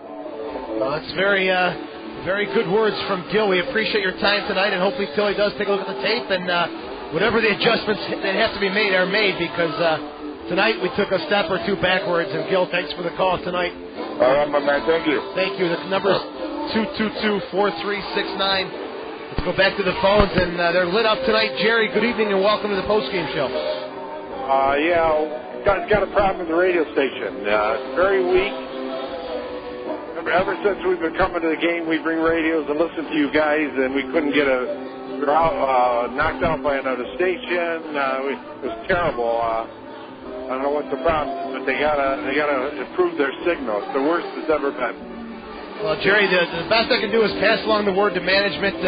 The technical side of things, it's not my specialty, but I'm sorry you're having trouble with the signal, but I will definitely pass that word along. Were you at the game tonight? Yeah, we were at the game. We come every game. We got season tickets. We bring our radios and we listen to you guys every game. We couldn't tonight because of the signals. Either another station was stronger or very staticky. It's really a lousy reception. It's worse than last year's. Again, like I said, we'll definitely pass along the message. It is high-def radio. There's also a bit of a delay that might be causing, a problem as far as that's concerned listening on the signals here in the station. But I'll pass the word along, Jerry, and we'll do our best to get that taken care of. Okay, and the Rhinos better do something because it reminds us of last year's team. Very boring. There's nobody that stands out and is aggressive. The days of old, the guys were hustling and aggressive. Just same old. We almost didn't buy our tickets again this year, and we're really wondering whether we made a mistake. I don't think you made a mistake yet, Jerry. Let's not go crazy just yet here as far as the ticket thing, because a team like Charleston, they had a huge tournament in mid-March, the Challenge Cup, where they played 3 MLS teams. They're a lot sharper than we are. Let's not forget, 6-7 weeks ago, we wouldn't even be here talking on the phone. There was a possibility that soccer wasn't going to come back. Let's just, I hate to say it, but let's be patient, and we'll see where this thing goes. Jerry, thanks for the call tonight. The number again is 222-4369.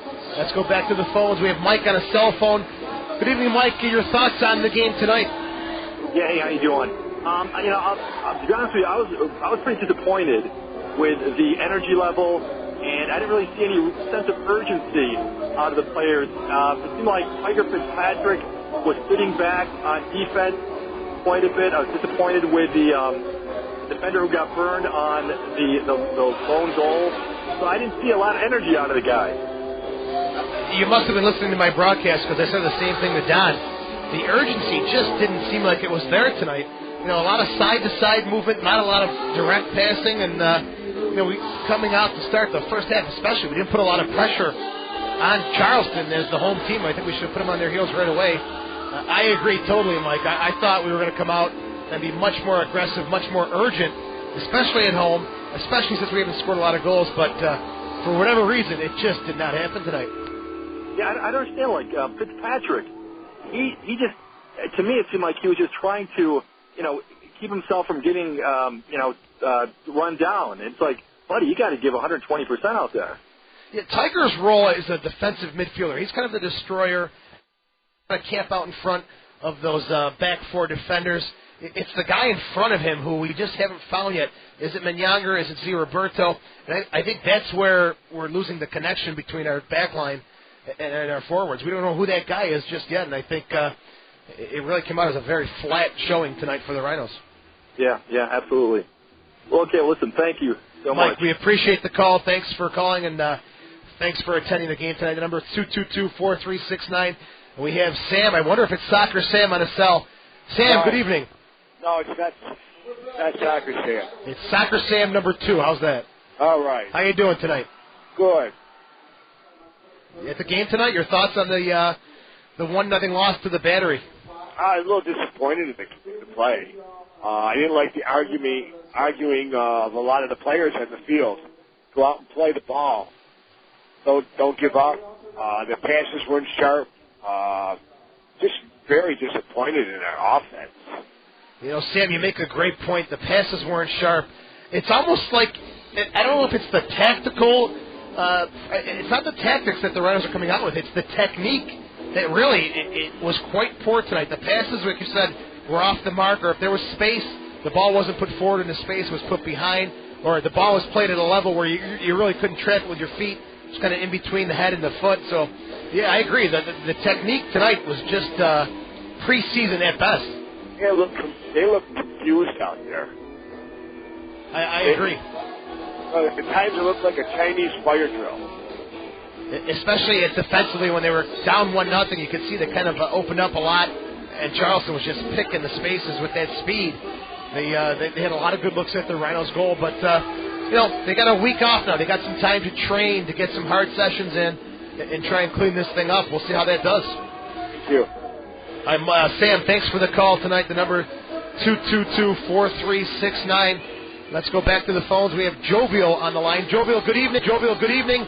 Your thoughts on tonight's game? Jovial, are you there? Yes, I'm here. How are you? Welcome. How you doing, Joe? I'm doing okay. A little surprised by the performance tonight.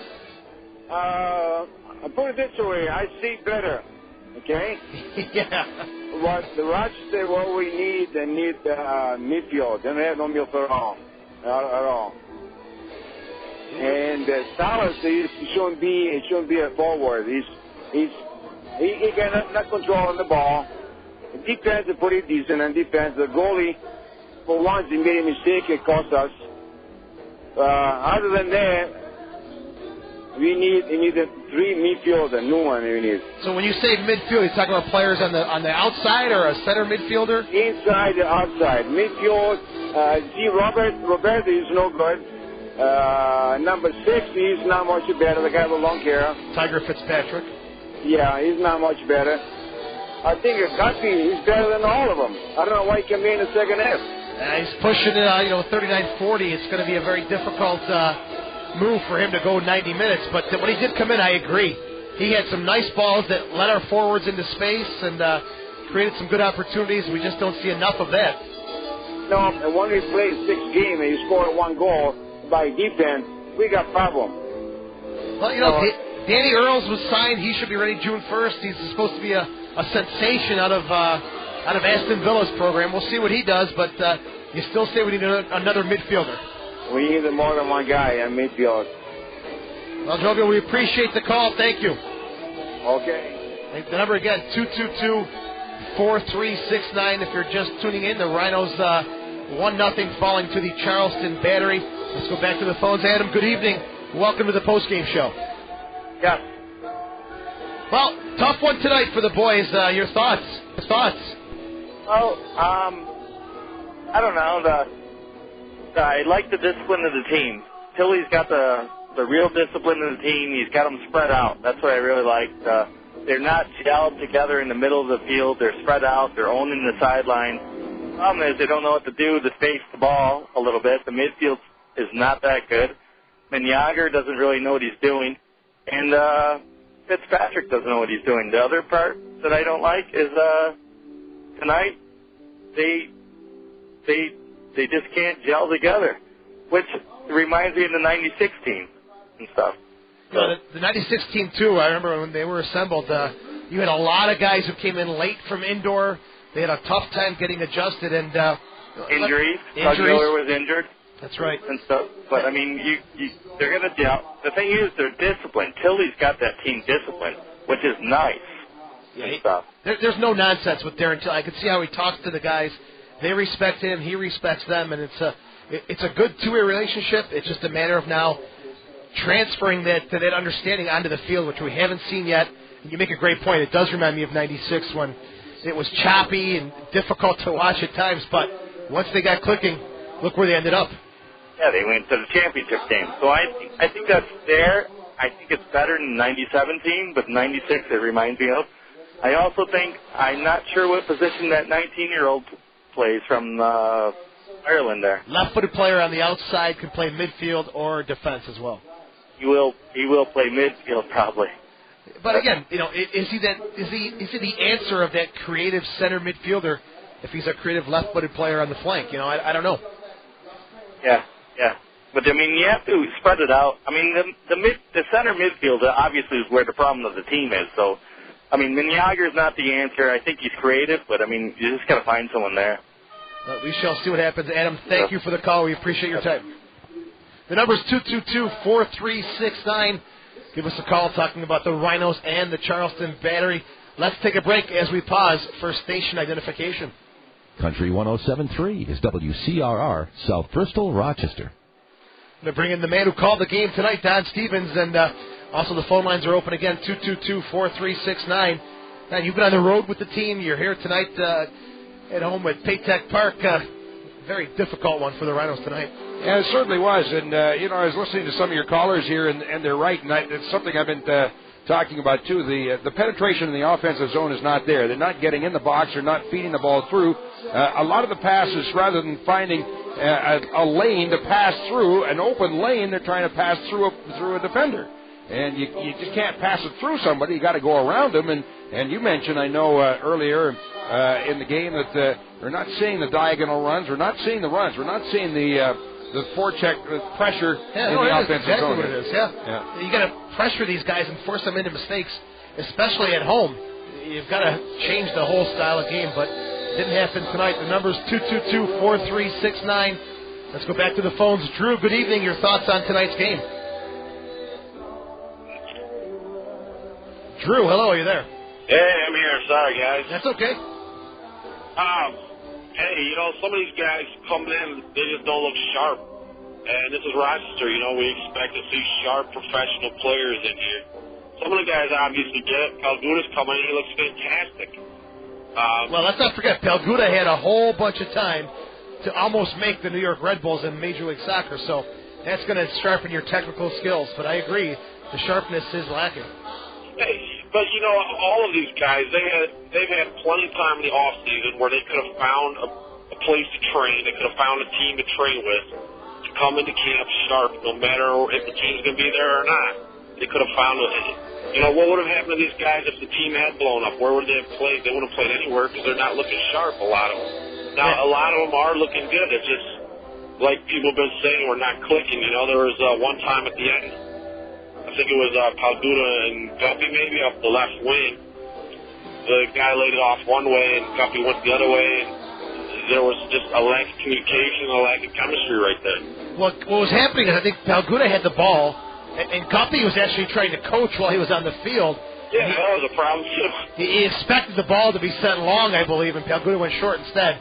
Again, that's just stuff that's got to be worked out and cleaned up, and hopefully as we go on, not much longer than now, it does get improved because games start piling on back to back, and 6 games done already. Yeah, it's a good chunk of the season. You got to get some points. Quick. It is. Hey, one other thing, Joe, I'd like to see Salas receiving the ball more on his feet. I mean, it seems like we're chucking it in up to his head all the time. The guy can do some pretty fantastic things with it on his feet, turn it, making the defender shift real quick and opening up some little spaces for other guys running off him. But everybody was trying to chuck it in up in his chest or up in his head.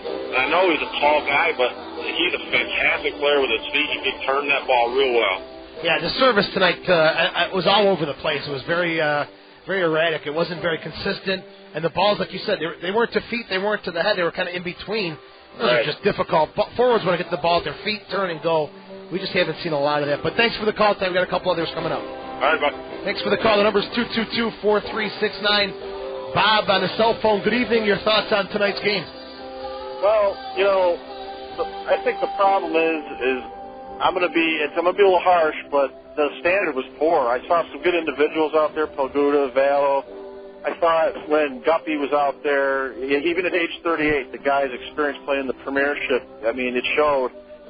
I hope this Robbie Earls, they look really, they don't function as a unit. The passing was of a very poor standard. They transitioned from their back line to their midfield. It took them about 30, 40 seconds to get the ball into the midfield. Yeah, I agree. I thought there'd be a little more urgency, especially being home tonight, to go direct a little more and put the team under pressure. But they just were going side to side, and at times it's very difficult to watch. It's Danny Earls just to kind of help you out there instead of Robbie Earls, but he's a player who's supposed to be here June 1st. Can he be the only answer? No. There is more that needs to be done. There's no doubt about that. Anything else? Well, I feel bad for Tilly.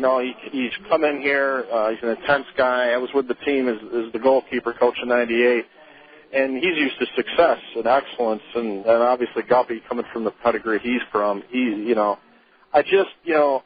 this guy Salas, technically very good, but you look at Charleston. They had some guys, and Tilly said it pregame, they're a big and strong team. They're athletic. And we've got some 5'0" guys out there, and we were just getting pounded on. I mean, they play an up-tempo game in the professional game, even in the lower levels of the pro game. You got to play fast, and we played too slow. We're very tentative. We just didn't have any sense of urgency when we went forward. It was just really it was disheartening. I kind of agree with that too. I mean, for a defensive side, Charleston, you've got all day to set up and get your shape back defensively when the Lions are knocking it around back and forth, 20 yards away from their goal. But, Rob, thanks for the call. We appreciate your time. Some great points. Thank you. Rob, thanks for the call. 222-4369. Got a few minutes left here. Let's go back to the phones. Bob from Greece. Good evening. Hey. How are you tonight, Joe? Good. How are you, Bob? Tough one for the boys. Well, they deserve it. They stink right now. Hello? Yeah, no, go ahead. Okay, I just make sure. We didn't cut you off after saying that. Don't worry.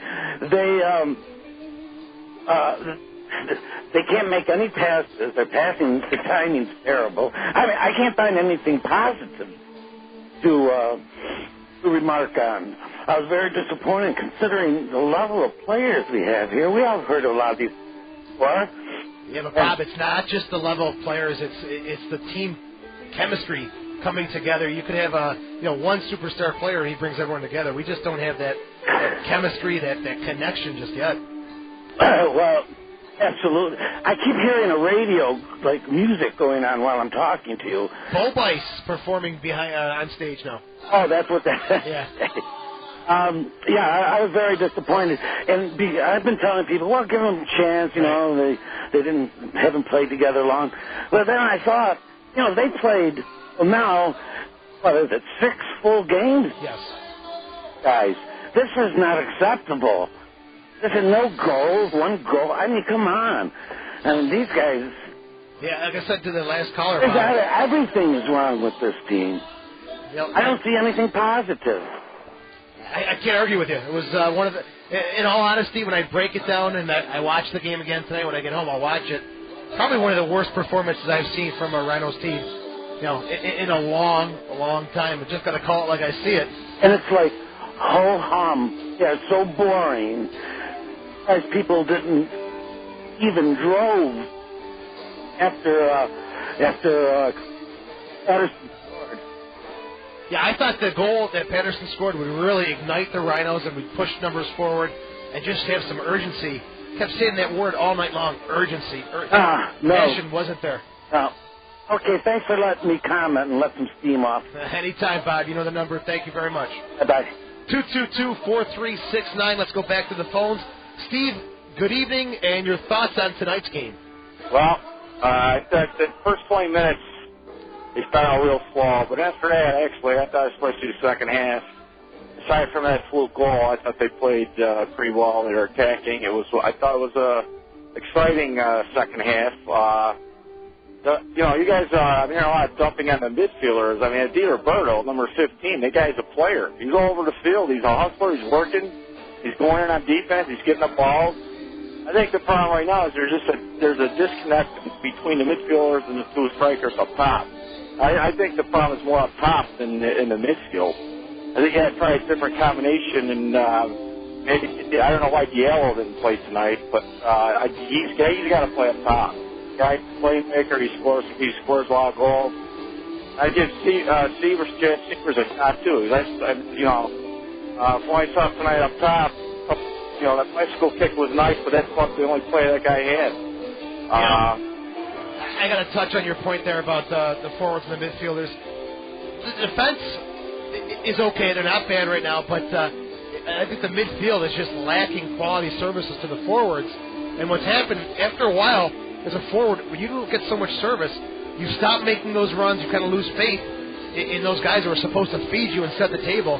I think that's what we're starting to see now. And to correct that, it's going to be a major midfielder coming in, creating and just giving some beautiful balls and giving those forwards the confidence back. But thanks for the call tonight, Steve. We appreciate your time. The number is 222-4369. We've got a couple minutes left. George, good evening. You're on the postgame show. Hi, guys. I'm in the Stampede. I was pretty disappointed. In the beginning, 20 minutes, wow, it was great. We were dominating, and not what happened. After watching all the USL Live games, it seems to me that we always dominate the first half. And once second half comes, midfield gets sloppy, distribution gets terrible, and the forwards, we cannot have two big guys up front that are slow. A fast guy, Hamed Diallo, he was playing a little lazy. I love the guy. Not a little. But let me just jump in for a second there. When you're playing against Atlanta, you look at their defensive line. Rada, Aquari, they're all over 6 foot tall. I thought Tilly did a good job going with Deli and Salas. The problem was we didn't play to their strengths. We didn't play them balls in the air and then having the smaller guys run off, the big guys working hard. We continued to play that creative, try to be creative, looking to free those guys. And if you're going to play two big guys up top, serve the ball in the mix, let them fight. Whoever is stronger is going to win, and I think that didn't happen tonight.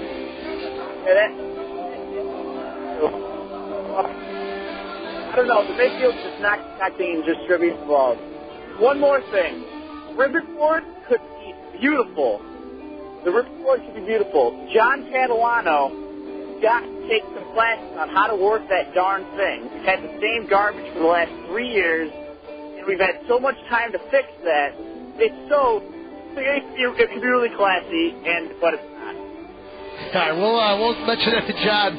George, thanks for the call. From where we're down at ISET, we can't see the ribbon board, but hopefully people do, and we'll mention that to John. Iggy, welcome to the postgame show. How are you tonight?